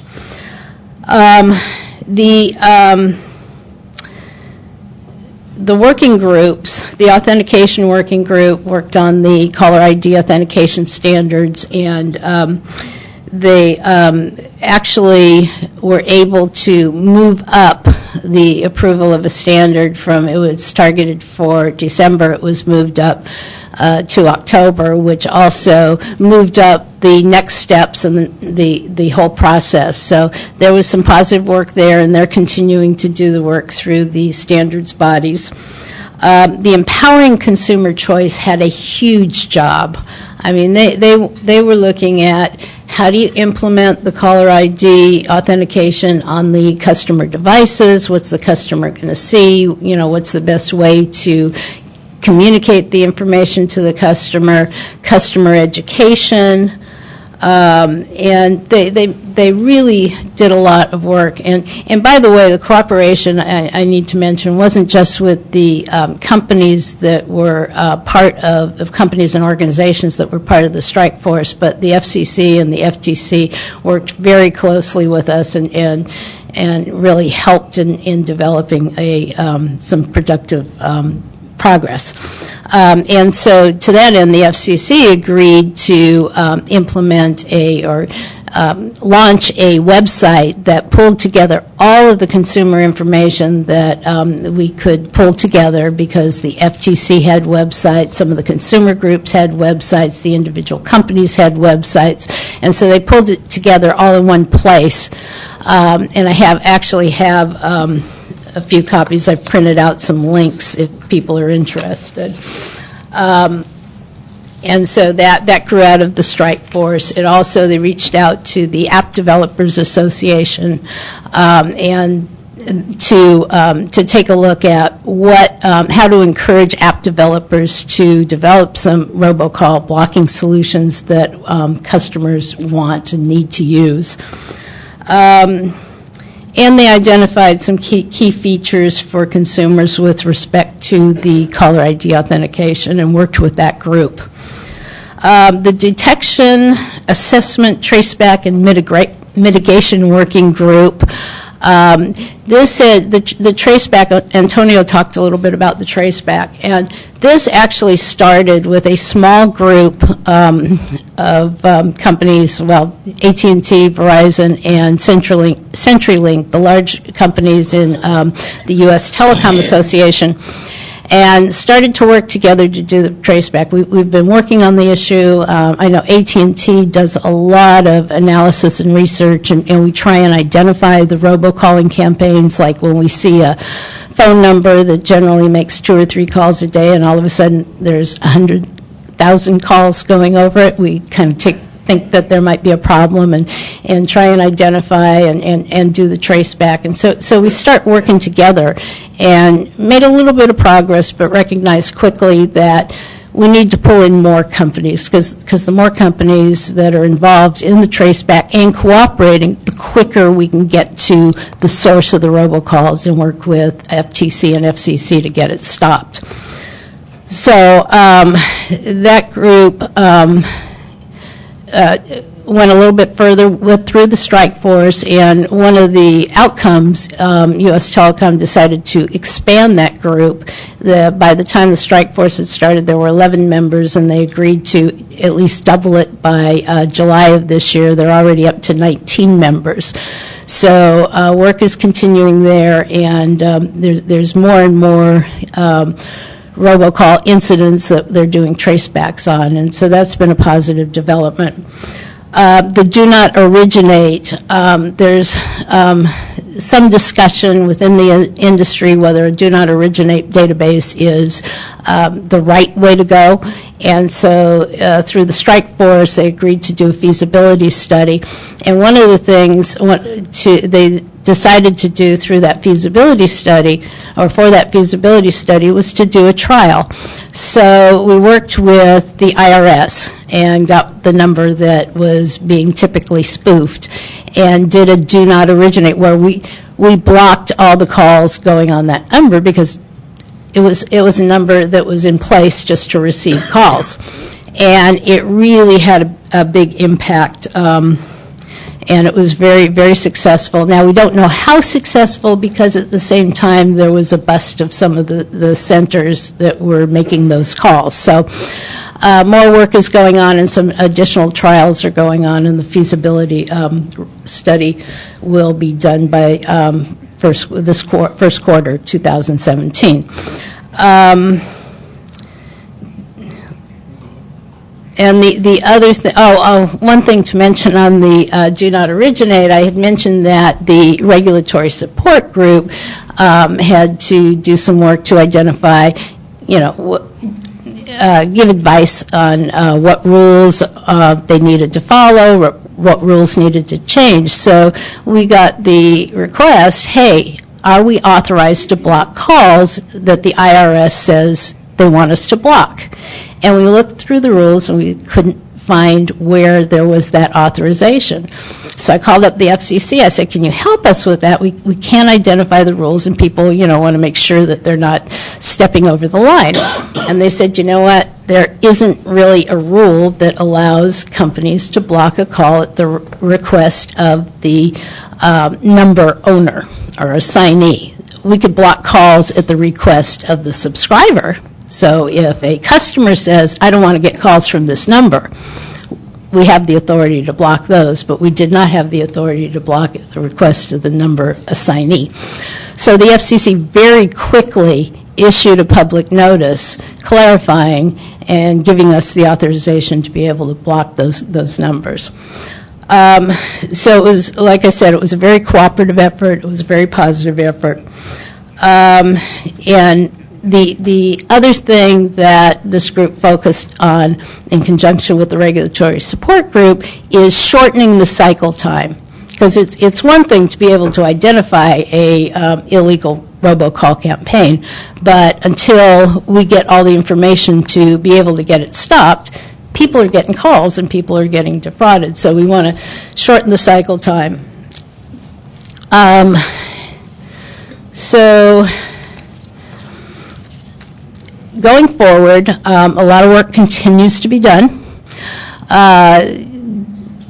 both through the associations and the standards bodies, and companies individually. I mentioned that the Traceback group is continuing to grow and refine its process. CTIA is doing some really great work pulling the members together. I know the App Association is also involved in the ongoing work of the strike force, and then individual companies are also increasing their efforts. AT&T, for example, is increasing its data analysis to try and identify the robocalling campaigns quicker. In addition, we've introduced an app for customers to control their calls. It's called Call Protect, and it works on HD wireless phones. Now, it doesn't work on for all customers, but we're just trying to roll things out as quickly as possible, and that we could roll out quicker than others. There's also some other very effective third-party apps. We advertise on our website, Nomo Robo, which works on wireline IP phones, and I can tell you it works really well, because before we put it on our website, I wanted to test it out, and I did. And I only put it on my line as a test, but I'm not taking it off. It's great. It works with simultaneous ring. It rings once on my line. Nomo Robo picks it up, and I haven't gotten any robocalls. Or no, I take that back. Once in a while, one slips through, and then they catch on and put that in their blacklist database. So that sums up the strike force. Does anybody have any questions?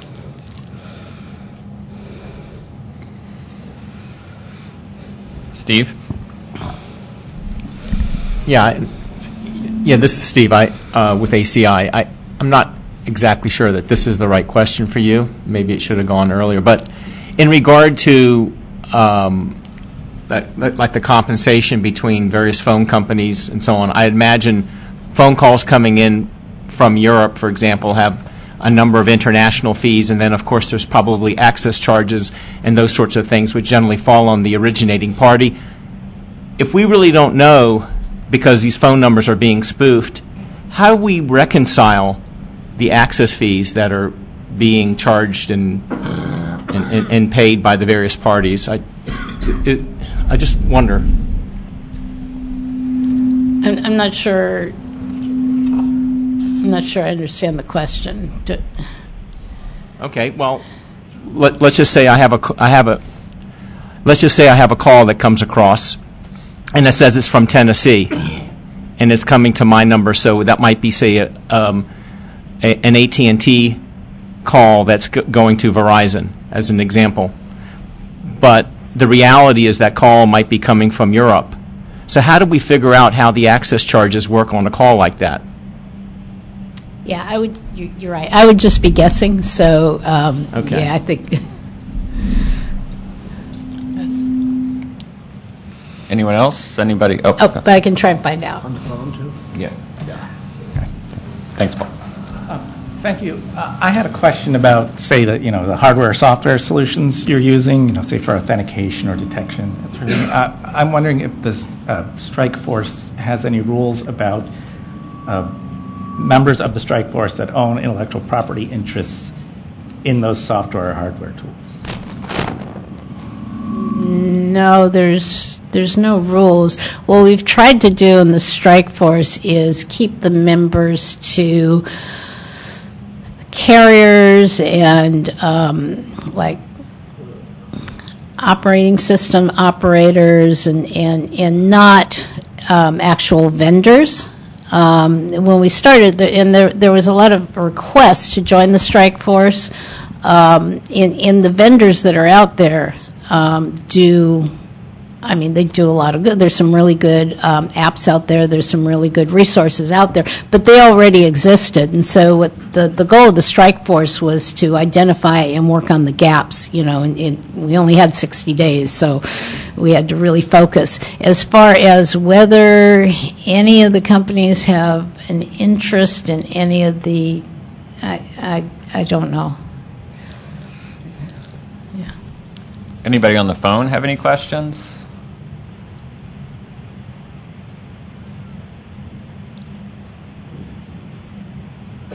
Okay, great. Thanks for joining us. Thank you. The resources that Linda handed out, there's a table over behind the lunch table, and I know that everybody's going to be able to find lunch, so you'll be able to find this table behind it. There's a nice stack of these there. Feel free to grab them during lunch or as we head off to the working group meetings later today. Thanks so much.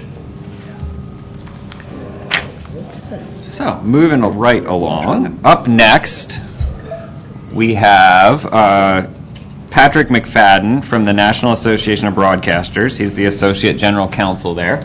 And Patrick's going to talk to us today about introducing ATSC 3.0, a new broadcasting standard. So welcome, Patrick. Thank you very much. Thanks for having me.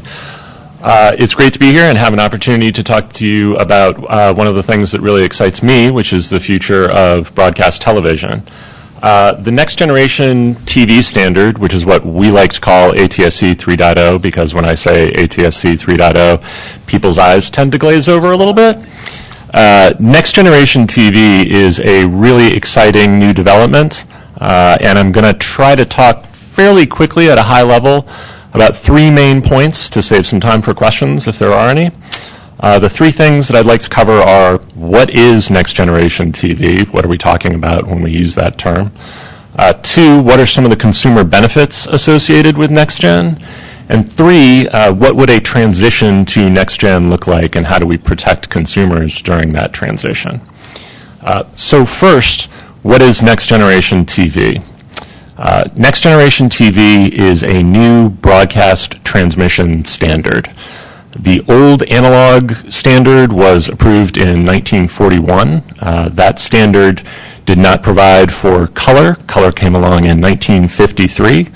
And then in 1996, the current DTV standard was approved. A lot has changed in the video marketplace since 1996. And for broadcasters to continue to offer a robustly competitive service offering, we feel that we need to upgrade our technology so we can offer viewers a compelling product. So that's briefly what NextGen is. Why is it important, and what do we think some of the benefits for consumers are? There are several. First, better picture quality. Some of our competitors in the video marketplace, both MVPDs and over-the-top service providers, are beginning to offer 4K programming, so even better than digital television, even better than HD, Ultra HD programming. Broadcasters cannot currently offer Ultra HD using their current transmission standard. So for us to be able to continue to offer the best picture, we need to upgrade our technology. There are other benefits as well, significantly more immersive and improved audio quality, wide color gamut. So right now colors are sort of approximations. There are times when we may be in between a specific color, but with a wider color gamut we can more accurately reflect real life color, high dynamic range, and some other really exciting features because NextGen integrates pretty seamlessly with Internet protocol that would allow us to offer interactive features to viewers, but it would also allow for advanced emergency alerts. So a couple examples of what I'm talking about there. If, for example, you get an Amber Alert while you are watching television, you could click through and get more information about that Amber Alert. Maybe a picture of the victim if one is available, a picture maybe of a model of car that the victim was last seen in, a picture of the suspect if one is available. Other examples of advanced emergency alerts when we're talking about storms, for example, rather than just having a region-wide alert to everybody in an area, you could have more targeted warnings to really address viewers who might be at risk, and you could provide further information such as evacuation routes and things like that. So those are some of the benefits that are associated with next generation TV. Better picture, better sound, interactive features, and advanced emergency alerts. Another one that we're excited about is the potential for more robust mobile television reception. The possibility to be able to receive over-the-air broadcast television programming on your mobile device, which is challenging for us to do right now. So turning to the idea of a transition to next generation television. And here we have to be very clear about something. As excited as we are about next generation television, it is not backwards compatible with current equipment. So your current TV at home is not able to receive the next generation television signal, just like the DTV standard was not backwards compatible with analog era equipment. So how do we handle that transition? How do we protect viewers and continue to innovate, which we feel we need to do? To address that, there's a couple things that we're not doing that I want to knock off first. First of all, we're not asking for federal subsidies. We are not asking for any money from the federal government. We're not asking the federal government to underwrite a converter box program, as happened with the DTV transition. We're not asking for more spectrum. In fact, with the conclusion of the incentive auction, we will be repacked into a smaller portion of our current band. So we are seeking to do this without government subsidies and without expanding our spectrum footprint. The way that we propose to protect consumers during this transition is by arranging for simulcasting arrangements. So what that would mean is, and I'll pick on Krista because I'm looking at her right now. This is best understood if you use a two-station example, but obviously in markets where there are a lot of television stations, it would be more complex. But for example, let's say Krista and I both own a television station in the same market, and Krista and I are both innovative people, and we are interested in moving forward with next generation television. We would engage in a voluntary arrangement where we would agree that, for example, I would continue to transmit both of our programming in the current standard on my facilities. So everybody in our service area would continue to receive an over-the-air signal in the current transmission standard. Krista, the innovative one, in this example, would transmit both of our programming using the new transmission standard on her facilities. So the idea is that we would both be transmitting, both in the current and in the new transmission standard, so that we can begin to roll out this transmission standard and the features and the programming advantages that go along with it. The theory, basically, for the transition is sort of an if you build it, they will come theory. We envision a wholly voluntary, market-driven transition where broadcasters would begin offering next-generation transmissions, and if consumers like it and begin to buy equipment that is capable of receiving it, then the transition will move forward. But the pace of the transition, unlike previous transitions, will not have a firm cutoff date. It will rather be market-driven. So just to put a pin in that, for example, with the DTV transition, there was a firm cutoff date for analog programming. Everybody knew what date the analog signals would stop. That's not going to be the case with the transition we envision here. Rather, again, it will be a wholly market-driven, wholly voluntary transition. The broadcasters won't be mandated to do it. Consumer electronics manufacturers will not be mandated to include a tuner capable of receiving the new transmission standard in new television sets. And again, we're not asking for the federal government to do anything for us in terms of subsidies or more spectrum. We're simply asking them for permission to try to do this. That's basically how we envision the transition unfolding. I should add that in addition to protecting consumers who receive over-the-air programming, we are also acutely aware that many consumers receive programming through MVPDs. So one of the other things that our petition notes is that we are emphatically not asking the FCC to require MVPDs to carry this next generation signal. If MVPDs want to do that, if they choose to, that would be great. We'd be very excited about that. But our petition does not seek to mandate that carriage. When we think about the next generation TV signal and the transmission standard, I mentioned that we view it as sort of the future of broadcasting because the video marketplace has been evolving. One of the interesting things about broadcasting is that unlike many other industries regulated by the FCC, the technology that we use is mandated. The FCC specifies the type of technology that we use. It specifies the transmission standard that we use. So the vehicle for us seeking to roll out this new transmission standard is a petition for rulemaking that we filed in April, asking the FCC to allow broadcasters to make voluntary use of the next generation transmission standard. We need the FCC's permission to do that.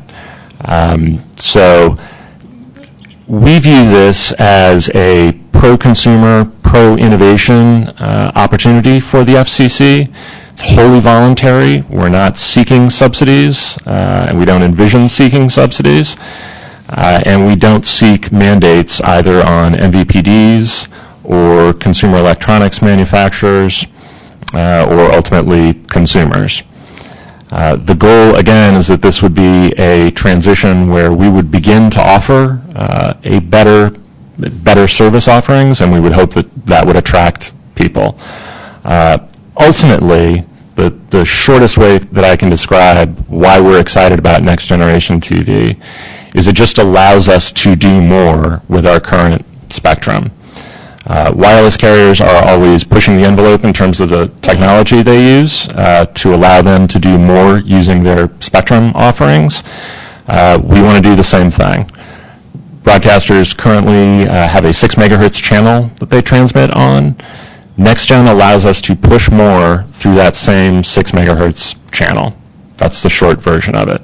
That's why we can do things like offer ultra high definition signals using NextGen, or offer more HD signals. The transmission standard is also highly flexible, so it allows broadcasters to make choices to best serve their market, to best serve the needs of their viewers. So if you are in a market where rather than rolling out an ultra high def signal, you would like to roll out several multicast streams using the current DTV standard, you could do that as well. And there are a variety of other trade-offs you can make in terms of the robustness of your signal and the throughput that you're able to achieve. In short, we view next generation TV as something that broadcasters have to do to remain competitive in an ever-evolving video marketplace.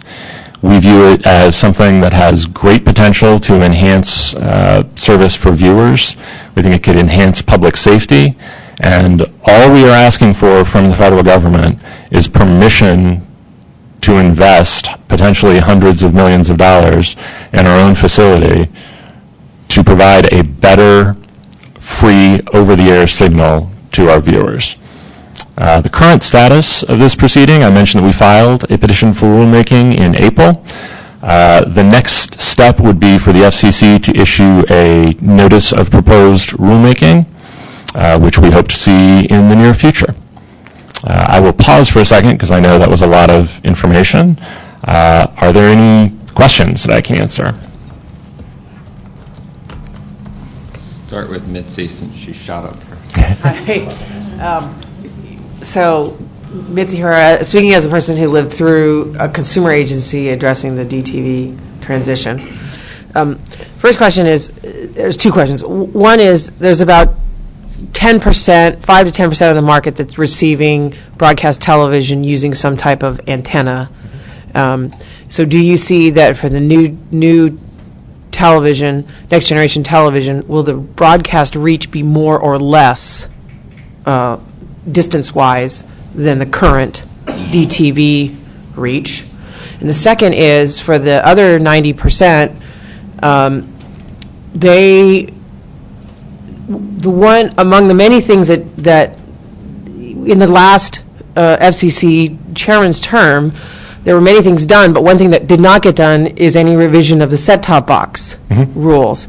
And so right now, consumers cannot buy a separate set-top box. They cannot buy a device that would work with their current MVPD and allow this new thing. And you cannot buy a television which has those standards built in that doesn't require that box. So for the next generation television, are you looking to mostly market it on mobile and non-traditional televisions, or are you looking to sell televisions that carry both, and how do you address the gatekeeper of the set-top box? So a couple things. First, I will not get into an argument about the penetration of over-the-air signals. I'll note that we don't agree that it's 5 to 10%. We think it's closer to 15 and rising. But to address the point about coverage, the interesting thing is at a pure interference level, the coverage is very comparable to the current DTV standard. So we think we can cover the same service area, but offer a much more robust service offering within that service area. As far as devices, I guess I would say two things. One, broadcasters are interested in serving viewers wherever we can find them. That's at home, and that's mobily, and that's anywhere in between. So certainly we are envisioning this as a service offering that will be attractive to people in home who receive over-the-air television. Candidly, if we are able to offer a compelling service product, we think that, again, while we are not requiring, we do not seek to require MVPDs to carry it, we think they'll want to. So we think that this will allow us to reach viewers no matter how they receive their signal. And as far as the set-top box question, one of the things that I should have mentioned is that in our petition for rulemaking, we were joined by the Consumer Technology Association. And consumer electronics manufacturers are very excited about the next generation standard. And it's hard to ask them to start including tuners to receive that transmission standard before the FCC has adopted it. But we do think that once the FCC does approve use of it, consumer electronics manufacturers will be eager to begin incorporating it. And I should add that the United States is not alone in pursuing next generation TV. South Korea is doing it right now. They are marching firmly towards broadcasting the 2018 Olympics in ultra-high def, and to achieve that, they are using ATSC 3.0. So just quick, are you saying that the standard needs to get adopted by the FCC and there's industry agreement? So I don't want to, when you say industry agreement, what exactly do you mean? I mean, is this what was it, Betamax versus No. standard, or is it sort of like there is a standard and it's just a matter of we need to formally adopt that you can use it? Correct. The standard is being finalized as we speak. We expect it will be finalized this year. We are asking the FCC to approve sort of the physical layer of the standard just from an interference standpoint, which is really sort of what the FCC does at a very reductive level when it comes to regulating radio transmissions. They regulate interference, right? So we are presenting to the FCC a physical standard that the FCC could approve. The remaining parts of the standard will be approved hopefully this year. And so no, there will not be competing. This is not a Betamax VHS situation. We'll go to Mark and then work our way around. I have really two questions. The example you gave with, Krista and yourself in the same market, you would be competing based on your programming if you were covering the same geography. So as you're doing this transition, if she decides to go, I'm going to call it old TV, and you decide to go new TV, or actually you flip them around. She was going to do the new stuff because she was the entrepreneur. But in the process of doing that, half of the programming is going to be lost, right? So, no, okay. I don't mean to interrupt, but No, please, let me clarify that example because that's a really important point. Now, so in that example where I'm using the current transmission, I would be transmitting both of our programming. So I would be transmitting Krista's current programming and my current programming using the current transmission standard. Thank you for clarifying that. That's an important point. Thank you for asking that question. What happens in a rural area where there's only one broadcast, over-the-air broadcast that is reaching the, very rural, the outskirts of the rural area, so to speak? I mean, if you convert it, then the people who have the old TVs are out of luck. And if you don't convert it, then you never get the benefits of the new. Sure. So I think one of the issues with this being one of the reasons that we envision this being a purely voluntary transition is one of the luxuries that broadcasters had with the DTV transition is they had extra spectrum, right? Broadcasters could begin operating on a channel using their DTV signal, continue to operate using their analog signal, and when we got to the cutover date, broadcasters could just turn off the analog signal. So it was a very, very easy and quick transition. We're not going to have that this time. So to continue to protect viewers, broadcasters are going to need to cooperate and reach voluntary agreements to ensure that viewers are protected. Our friends in the wireless industry, for example, when they seek to move from 3G to 4G and refarm spectrum, they have a spectrum footprint that allows them to do that. No broadcaster has a spectrum footprint that covers the entire nation that would allow them to do that kind of refarming on their own. So they're going to have to reach cooperative agreements. I think the reality is, to get more directly to your question, I think the reality is that this is a transition that is going to probably begin in more heavily congested areas first, and we'll see how the transition unfolds. If there are specific markets where there is only a single broadcaster, I think we'll have to address that on a case-by-case basis. Thank you. Absolutely. I also had a question about the simulcasting arrangements. Like, given your example, if I'm an advertiser, currently I can go compete with either, or you guys can compete for my dollars. If you're in the simulcasting arrangement, how does that affect my ability as an advertiser to engage in that kind of behavior? Totally unchanged. Because the viewer will continue to receive the two separate streams of programming. So it'll just we'll be broadcasting from the viewer's perspective on entirely different channels.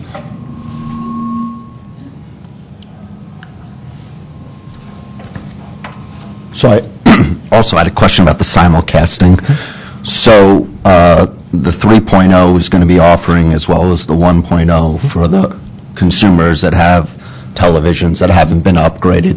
Will the 1.0 version be of the same resolution and same that they're receiving prior to that sharing arrangement? That's a great question, and thank you for asking that. It's an important consideration. Obviously, broadcasters have every incentive and want to maintain the highest quality signal that they can, because that is our business. Serving viewers and offering them the best picture, that's what we do. We certainly envision doing that. Many stations are required to offer, for example, an HD signal under their network contracts, and so they'll continue to do that. There may be cases during the transition where stations, not every station will be able to continue to offer an HD signal. We think those will be extremely rare scenarios, but that is one reason that we are seeking to implement this transition under the Commission's current rules, which only require broadcasters to offer an SD signal. There's an important caveat that I want to throw out there, which is the Commission has already conceptually embraced this idea with respect to the hopefully soon to be concluded incentive auction, under which stations can participate in channel sharing arrangements. These simulcasting arrangements would be conceptually virtually identical to channel sharing arrangements. So the Commission is not imposing an HD requirement or any kind of resolution requirement on stations participating in channel sharing arrangements. Similarly, we think the same logic would apply here. One follow-up. I want to also ask about multicast and whether or not that may disappear under people continuing to get the 1.0. But in terms of the end date of the transition, I understand it's voluntary, there's no end date, but there could come a time when some people just have not converted, and I understand that you're talking about you're not asking for any subsidy, but for low-income consumers who, have not been able to purchase new television sets, what do we do at the end in order to ensure people aren't losing services? So that's another great question, Ross. You're 2 for 2 here. So one of the things that we have specifically agreed with some commenters on, such as NCTA, and I believe AT&T said this as well, is that the issues around the sunset, potentially, of the current standard should be addressed in a separate proceeding. This is not a case where broadcasters would unilaterally decide on their own, you know what, that's it, we're done with the current standard. Instead, the FCC would have to give people permission to stop.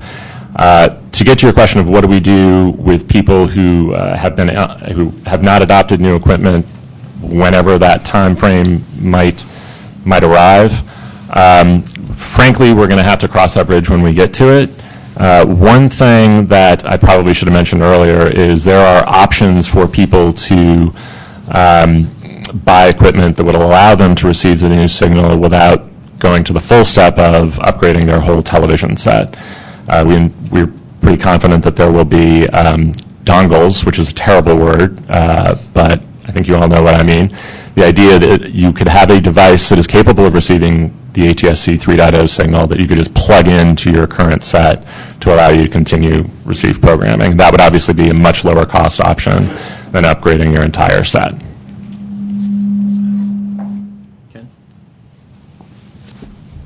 Yeah, I guess I'm having trouble understanding how the voluntary effort we would ever reach critical mass. Not convinced. Can you raise your... Oh, I did. Oh, better? Yep. Okay. Yeah, I'm concerned. I just don't see how you're going to reach a critical mass with a voluntary standard. Because you're talking about a relatively small subset of people who watch TV, and somehow you have to, convince the broadcasters to start doing the new next generation at the same time that you have to convince the manufacturers that there are enough customers out there, plus you have to convince the customers that it's going to be a significant enough upgrade that they're going to spend $700 to get a new TV set. And I guess part of my concern is, I know that you're talking about it being voluntary. I just can't see how it's ever going to work without a sunset. I'd like to address that in two ways. First, and I don't mean, let me just say, I think what broadcasters are asking for is permission to take that risk and let us worry about that risk. Let us absorb that risk. We acknowledge that there is a risk. We're just asking for permission to take it. Second, I just want to emphasize, I work for the National Association of Broadcasters. We get direction from our board consisting of member stations telling us what to do. I'm here pushing for the adoption of next generation television precisely because broadcasters are excited about it. Convincing broadcasters to be interested in the ability to do more with their current spectrum is not going to be a heavy lift. And I would also say that convincing the consumer electronics industry to begin to offer equipment with these tuners is also not going to be a heavy lift because they're already on board. And again, the United States is not doing this alone. South Korea has already adopted the ATSC 3.0 standard, and they'll be beginning transmissions in it. In fact, I think they've already begun some transmissions in it. So I think the idea of seeding the marketplace with compatible equipment will happen not only domestically but internationally. Debbie? Yeah, very simple question. I was wondering if you have any fact sheets on this or information on your website that those of us who need to explain this to others could use that would be helpful. Yes and yes. We do have information available on our website. I will also give you a card, and anybody else who wants one, and I'll be happy to follow up with you and send you more information. Great, thank you. And we'd be happy to funnel that. If you shoot it our way, we can get it out to the full committee. Terrific. One of the things that you mentioned when you were talking about this is the ability to more specifically locally target weather alerts and things like that. Is that going to come from consumers self-registering for those, or will there be some sort of data location information that's being collected by this next generation technology, and then that makes a decision of how to send out those alerts to consumers? Yeah, so the idea of being able to offer integrated services, interactive services, advanced emergency alerts, those are things that we can do for consumers who have a broadband connection. Our signal would be able to integrate with a broadband connection, so we could offer those kind of integrated services. So location information would likely come from someone's broadband connection. Okay, great. Thank you. Irene? So what about the consumers who have limited broadband connection and who have caps? For example, right now at my house, we're paying $225 a month for 50 gig. So that limits a lot of the choices that we could make. But I keep comparison shopping and I can't seem to get it better. I would like to commend to you the possibility of buying an over-the-air antenna so that you could receive television programming for free over the air. The benefits to you as that kind of consumer, or to a consumer who doesn't have broadband at all, would be from an ATSC 3.0 transition, would be that the next-gen signal would still allow you to receive a much better picture or additional multicast streams that could offer more diverse programming opportunities. And better sound. Because the new standard allows us to adjust our signal in different parts of our service area, we would still likely be able to offer some degree of targeted emergency alerting based on where we know where you sit in the service area, but it wouldn't be as robust or interactive. Mark? Just a real quick one. Just a real quick one. Did South Korea roll this out the same way on a voluntary basis?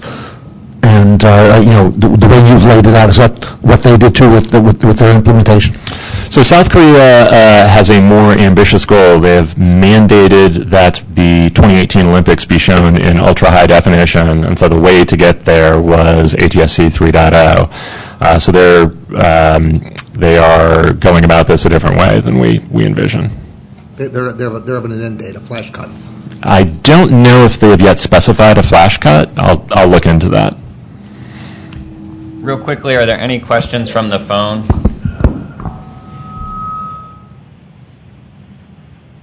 Irene, last question. I was just going to ask whether just South Korea is so much more densely populated and it's not nearly as big of an area. It's a different situation than we're facing, I believe. Sure, although we've been through television transitions before. We transitioned to color, we transitioned to DTV, and so we think we can survive another transition, and ultimately we believe that viewers are compelled by programming. If we offer a better service, we think people will want it. All right. Thank you for joining us, Pat. Thanks so much for your time. Appreciate it.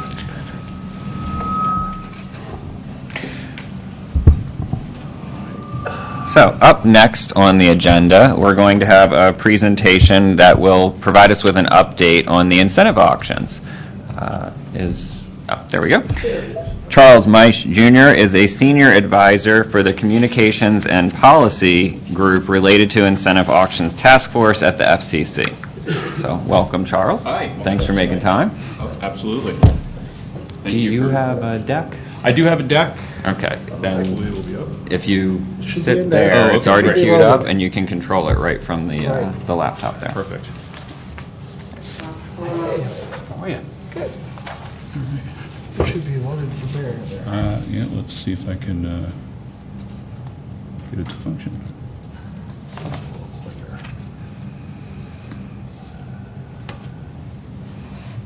Voila. Okay. Well, thank you all for inviting the task force to speak today and provide an update. Scott, thank you for your help this week getting me prepared. So I look back, it was not quite a year ago that one of my colleagues from the task force came to brief you all on the status of the incentive auction, and at that point we were still 2 months away from starting the auction. As I sit here today, if you've been reading the news, you know that the auction now is nearing its end. So the timing of this meeting, this briefing, really couldn't be better. I've got 4 goals that I'm hoping to achieve before taking your questions. First, I want to quickly recap what's happened with the auction over the last year. Second, I want to report to you on the consumer and taxpayer benefits that we already know of as of today. Third, we'll take a look at what's happening next, what will happen with the rest of bidding, when we will announce the results, and when viewers will learn what's happening to stations in their markets. And finally, I want to update you on the Commission's plans for a smooth post-auction transition as stations move to new channels and forward auction winners deploy equipment with the spectrum that they'll win in this auction. And most importantly, a report on our plans to educate consumers about how to retain access to the channels on which they rely. And I think everyone here knows the incentive auction is really the first attempt anywhere to repurpose spectrum for 21st century uses using a 2-sided auction. A reverse auction among broadcasters bidding to relinquish their spectrum rights, and a forward auction in which bidders for wireless licenses could obtain that repurposed spectrum. The incentive auction is unique among the FCC's previous spectrum auctions in that, one, we didn't determine the supply of spectrum to be sold. Rather, the broadcast industry would do so based on their participation level. Second, there would be a cost to acquire that supply of spectrum. And third, demand, measured in the revenues from the forward auction, would need to cover those costs. And if they did not, then we would need a mechanism for lowering the supply to meet that demand. The system the Commission designed at Congress's direction and with its input would solve for all 3 of those variables.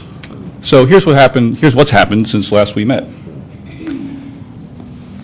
On March 29th of 2016, eligible broadcasters made their initial commitments to participate in the auction at the opening bid prices we'd offered them back in the fall of 2015. Based on that robust participation, we were able to begin the auction at a clearing target of 126 megahertz. This is the highest target among the 9 possible band plans adopted by the Commission, with a supply of 100 megahertz of licensed spectrum. Bidding in Stage 1 of the reverse auction yielded a clearing cost of more than $86 billion.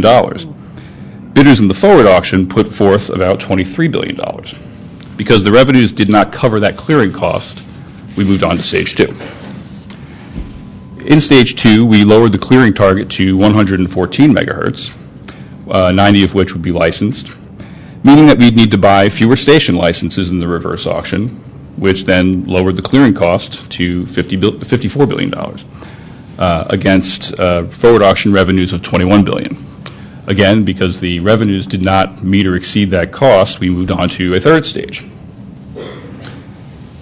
In the third stage, we lowered the clearing target down one more level to 108 megahertz cleared, with 80 being available at license. The clearing costs for that stage were $40.3 billion against just shy of $20 billion in revenue for this, again, reduced supply. So we're currently in Stage 4 of the auction, and as of January 18th, we know that Stage 4 will be the final stage of the auction. At a clearing target of 84 megahertz, bidders established a clearing cost of just over $10 billion. Revenues coming into this morning's bidding were a little over $18.5 billion. These revenues meet the 2 prongs of the Commission's final stage rule, the cost component that I described earlier, as well as a fair competitive price component of $1.25 per megahertz pop average in the top 40 markets. So what does this mean for consumers and taxpayers? Knowing that the auction will end in Stage 4 tells us that we will have 70 megahertz of licensed low-band spectrum, which will be the bedrock of, or part of the bedrock of America's continuing global leadership in wireless service, including 5G. We know that we'll have 14 megahertz of new unlicensed use spectrum for innovative new devices and services. We know as of right now that at least $6 billion will go to the Treasury and to the American taxpayer for deficit reduction. And finally, we know that $10 billion will go to the winning participating broadcasters who will get to receive part of the economic benefits of repurposing this spectrum for wireless use. And because they have the option of continuing to broadcast if they bid to channel share or move to a lower frequency, this is money that can go back into, be reinvested into programming and other community-focused activities. So now that we know where the auction will end, I want to take a moment to discuss when it will end and what happens next. As of this morning, bidding in the clock phase of the forward auction continues. By rule, the clock phase closes when there is no excess demand for any product in any market. In other words, if all 416 markets have settled, except for a bidding war in, say, Guam, we continue the rounds until that bidding concludes. Now, I've often used Guam as a hypothetical example, but sometimes reality kind of illustrates the point for you. As of round 10 yesterday morning, in the PEA that covers Guam and the Northern Mariana Islands, you can see that there is actually excess demand in both of the categories of licenses there. So use this as an illustrative example that when you see equilibrium against supply and demand in all of these markets, that's when bidding in the clock phase would close. So then what happens? At that point, the bidding will be concluded, and we will hold an assignment phase in which the winning forward auction bidders will have the opportunity to bid further for specific frequencies. We will release training materials a few business days after the clock phase closes. We'll give the bidders an opportunity to preview and practice with the bidding system, and then begin the bidding. And we expect that process to take several weeks. At that point, all bidding will be concluded, and the staff will prepare and release a public notice announcing the conclusion of the auction. That public notice will contain 3 important bits of information. First, a list of all of the reverse auction winners, their incentive payment amounts, and the bid option. Are they going off air? Are they channel sharing? Did they move to another frequency? Secondly, a list of forward auction winners by market, including the prices paid per license, number of licenses they won, and the frequencies for which they will then later apply for licenses.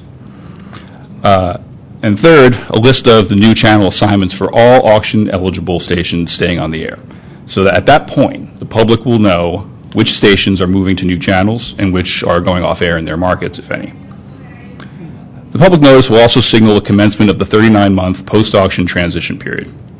The task force and the Media Bureau proposed a phased broadcast transition plan back in late September, by which stations would be assigned to one of 10 phases, at the end of which they would have to cease operating on their pre-auction channel.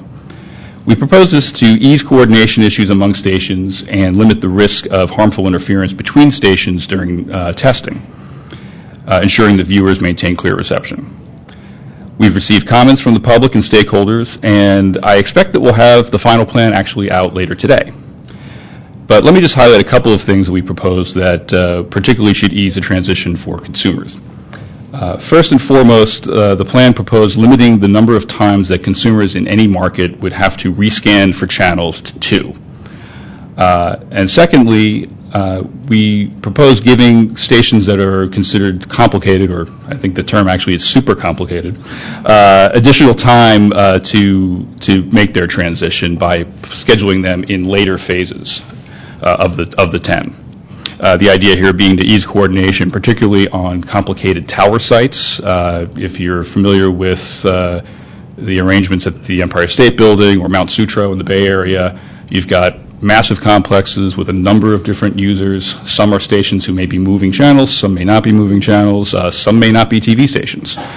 You've got AM and FM radio, you've got mobile wireless sites. The idea here is to make sure that we can very carefully give the time for those different users to coordinate, so there's no disruption in anybody's service, not just TV. It occurs to me that I've gotten a little bit behind on my slide deck. Okay, so helping consumers understand all of this is a challenge that we feel can only really be met with a well-coordinated group effort, but we're taking the lead. The Commission's Consumer and Governmental Affairs Bureau is preparing for an extensive consumer outreach effort geared toward reaching all affected Americans where they live and work. But we've already begun to do some work on this and the things that we can do. For instance, we are recording a new PSA-style video reminding over-the-air viewers how to rescan their tuners for new or moved channels, and we'll provide some basic instructions on how to do so. We're preparing scripts and troubleshooting guides for our consumer call center staff. We're already providing and continue to update a consumer Q&A on the auction, on the incentive auction webpage. We're preparing or updating our consumer guides so that viewers understand the type of over-the-air antenna they may need in their market going forward. And wherever possible, as I think most of you know, we want to make these materials available in multiple languages. We already do this first translate to Spanish. We're making arrangements right now to add our capacity to do this in other languages, particularly Asian and Pacific Islander dialects. So hoping to have more to report on that when next we speak. Now, you may recall that all the stations that are transitioning are obligated to comply with viewer notification requirements that were established in 2014 in the incentive auction report and order. Those obligations include indicating the date that they are moving or going dark, where viewers will be able to watch that station after that date, if applicable, and how to get more information. Once the auction concludes and the restrictions on certain prohibited communications among bidders is lifted, we'll be able to convene broader meetings of stakeholders to coordinate efforts nationally, regionally, and locally. And we'll have sufficient time to do so. If bidding in the clock phase ended today, hypothetically, here's what we look at. Here's a sort of layout of the timeline we have in front of us.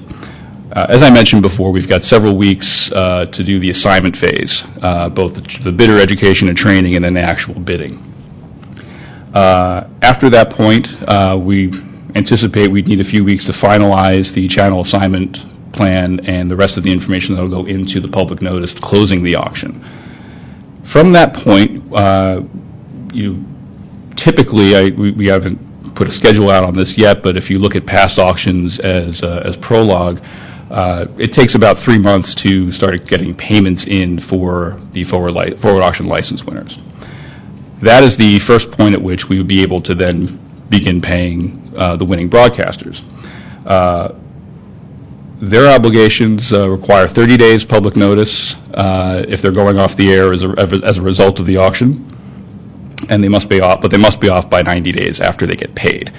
So, this easily puts us, if the clock phase ended today, that puts us, well close to the fall before any station would go dark. We're not there yet, obviously. So, but just to give you a rough idea of the timeline we may be looking at. As we coordinate consumer outreach, I expect that this group will hear much more from us, and we appreciate any guidance that you have to make this transition successful, beginning right now. So with that, I'm happy to take your questions. Krista? Hey, Krista. How are you? Good. How are you? 2 questions. One. Krista, your mic's on. Wave madly. Oh, I'm raising my hand. I should know better. 2 questions. Yeah. Can you let us know if the FCC has sent out the confidential letters to the individual broadcasters yet after the final stage rule was meant to let them know where they're going to end up? That's Right. the first question. Sure. Am I on? I can say not yet. I think what we propose doing is, or said what we expected to do is, it would take about 2 to 4 weeks from the final stage rule, which was just a week ago. So, but yeah, in the coming weeks they'll get them. Great. And my second question is, in your opinion, when do you think the quiet period is going to end, in your opinion, based on how things are going? So, rather than give you my opinion, let me tell you, let me tell everyone what's happening. So, as you know, the rules are apply as it applies to broadcasters. The closing PN is that date, and then I think for the winning bidders on the or all affected entities or covered entities on the forward auction side, is either the long form or but. Certainly, I know on the broadcaster side, when we put out the transition plan proposal, the commenters asked us to consider, releasing that a little bit earlier, or making some modifications to it. So that's, and as recently, I think, as this week, we've also received comments asking us to consider that. So that's before us. That's as much as I can say about it now. So that's kind of where things stand. Okay. Thanks. Any other questions in the room or on the phone? I was wondering if there had been any analysis done about the number of markets across the country that might be losing sort of unique in-language programming as a result of the auction, or might have the competition in local content being greatly reduced from, say, maybe 2 or 3 stations down to a single remaining station.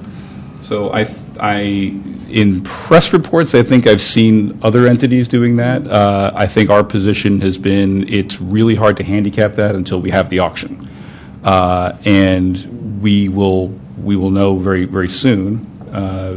As I indicated, the release of the information of actually who's won, who's moving, who's going off the air will be out soon.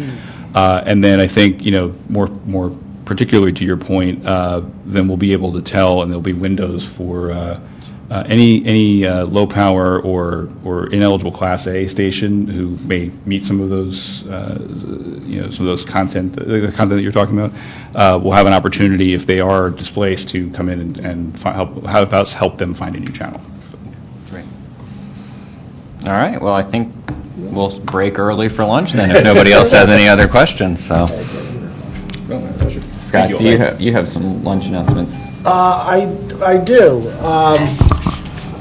We will be convening in our breakout sessions at 1:15. There will be a bridge for each room. The USF, I sent you all this information last night, by the way, but to recap, the USF Digital Inclusion Group will remain here in the CMR. Please speak into the microphones, though, and identify yourself so that we can get good captioning here in the room. It will not be broadcast. The Tech Transitions Group will be just down the hall to my right in TWA 402-445. It's on the left-hand side of the corridor, right after the intersecting corridor that leads out to the lobby. Steve and Mark will set up the call there for those wishing to dial in. The Privacy Working Group will be up the stairs behind me and around the corner to the right, 438, 468. We will be there, of course, at 1:15. We will be coming back here at 2:45 for report backs to the full committee. If people are following the proceedings on the internet, you might want to check the video stream to see if we're actually back in session. We're not quite sure how long these working groups might require, so we may in fact be a little earlier than 2:45. So that's the story. Any questions? So really quickly, if we could have people interested in going to either the Tech Transitions or the Privacy Group ready in the room here at 1:10. Perfect. Debbie can lead the Privacy Group up to that room, and Steve can lead the Tech Transitions Group down the hall to that room. That'll work. And then everybody should be where they need to be and All right. able to locate it. Anything else? Otherwise, enjoy lunch. Thanks, everybody.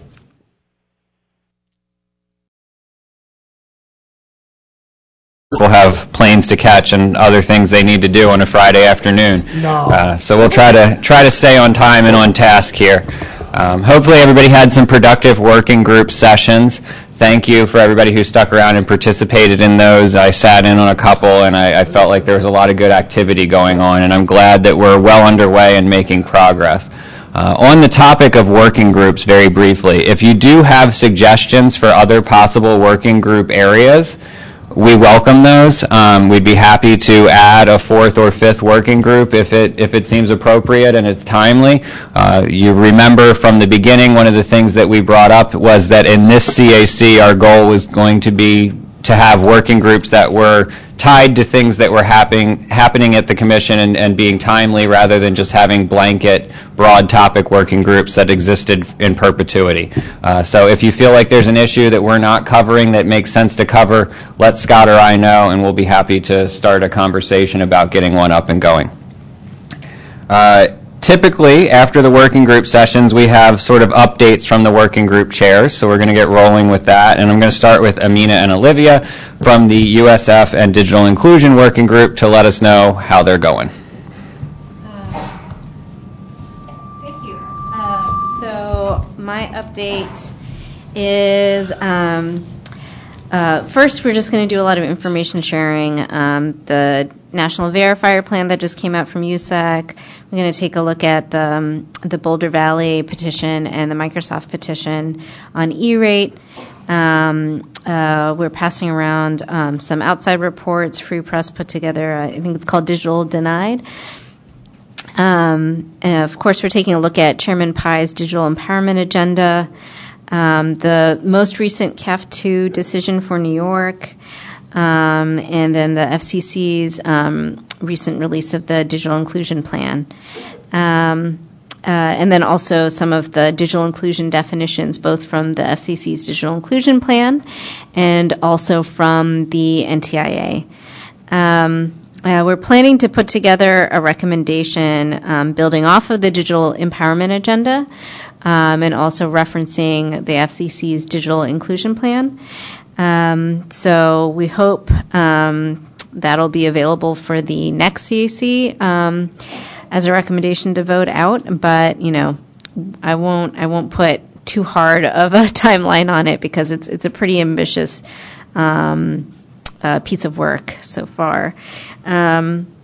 We also suggested potentially doing a workshop before one of the CAC meetings on digital divide, digital inclusion issues.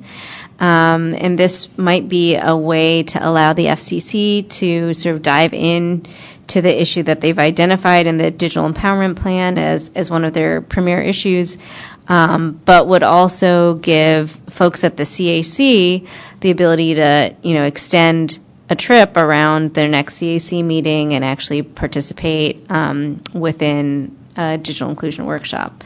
So that was sort of one of our suggestions. And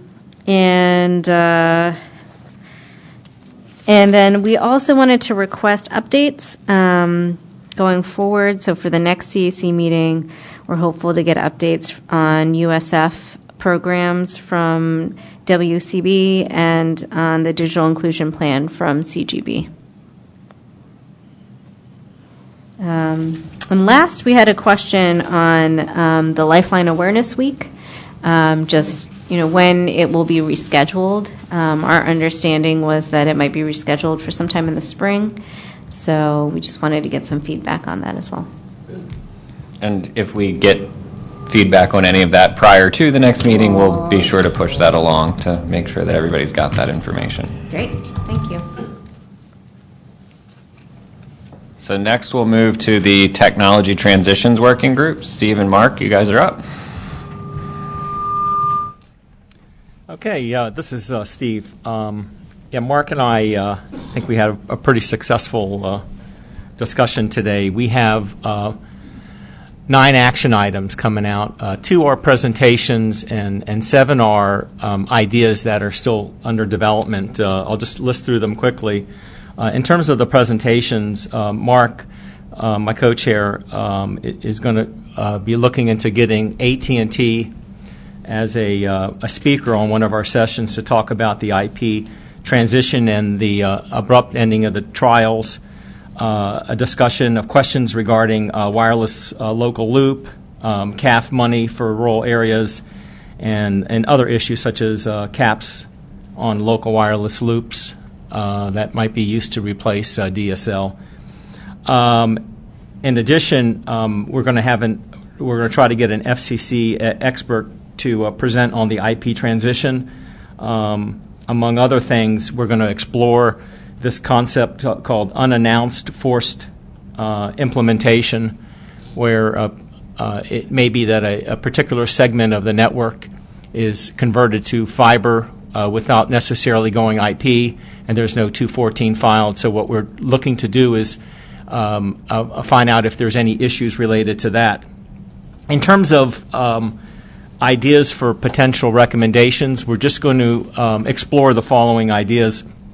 One is regarding a general notion of regarding the transitions, like including copper to fiber, the impact on unrepresented elderly, rural consumers, people where English is not a second language, so on. We may even consider other aspects of it regarding people who don't connect and training. Paul Goodman is going to take a shot at developing that.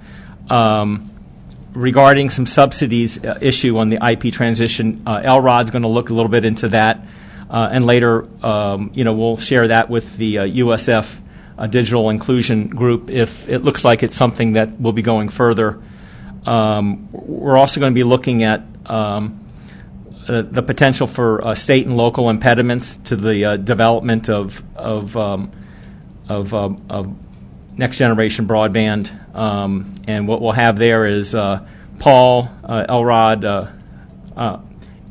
Irene, and possibly Catherine might be looking into model code and guidelines.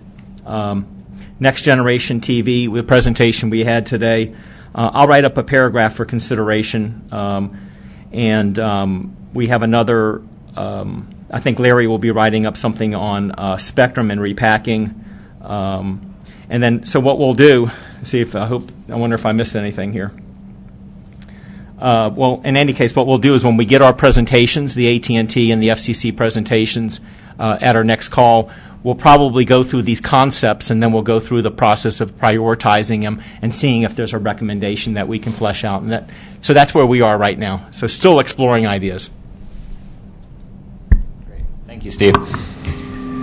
Debbie, privacy. Thank you, Ed. So the Privacy Working Group has one action item, a fairly significant one. We have, by the privacy order, we have a task to come up with a standardized privacy notice. And we are working hard on doing that. We actually started that task back in 2016.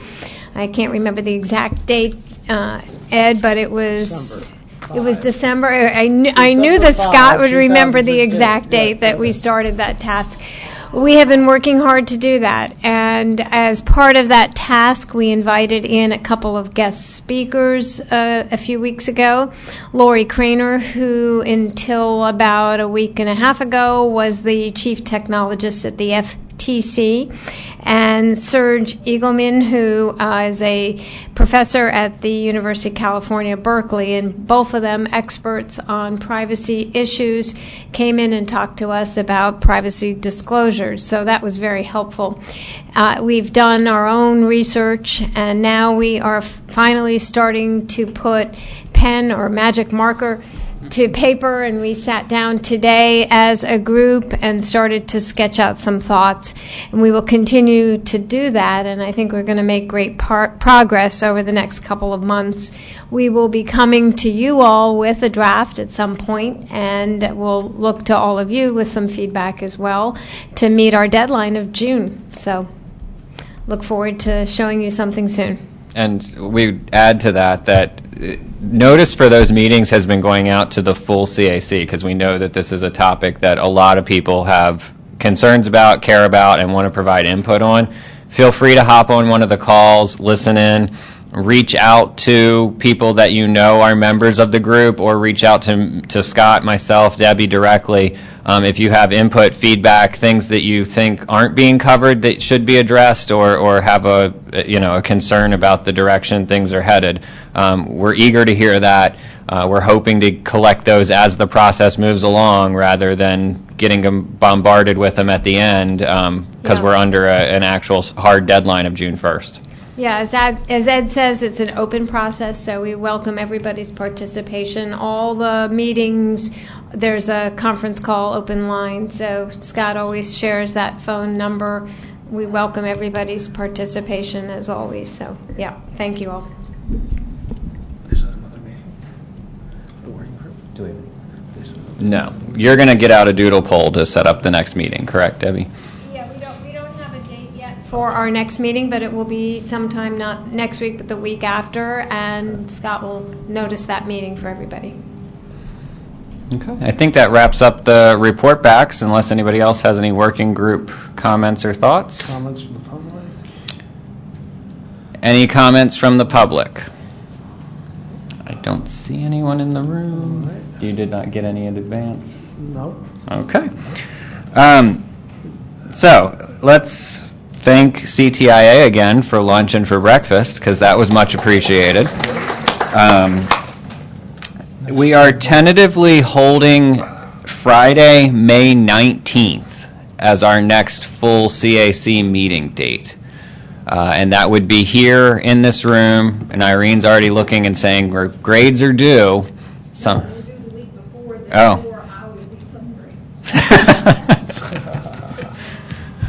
Okay. If that is a conflict for you, or you've already got some other stuff scheduled, please reach out to us. One of the goals we were looking at in choosing that date was giving the Privacy Working Group as much time to finalize their work product as possible without running into the holiday weekend and then a June 1st deadline. Mondays and Fridays are typically the easiest days for us to be able to secure. They might even be the only days when we're able to secure the commission meeting room to have meetings. So your choices are normally limited to Monday or Friday, and we thought that that was a good timeline given the tasks that we had in front of us. But again, if a lot of people have a conflict, we can look for another date. Please reach out to Scott and myself, let us know, and we'll be happy to work with everybody. And then I think I need a motion to adjourn. Before a motion to adjourn, can I just say, Ed, great job. Thank you. First meeting. Now do I get a And a motion? motion to adjourn. Can I get a second? All in favor?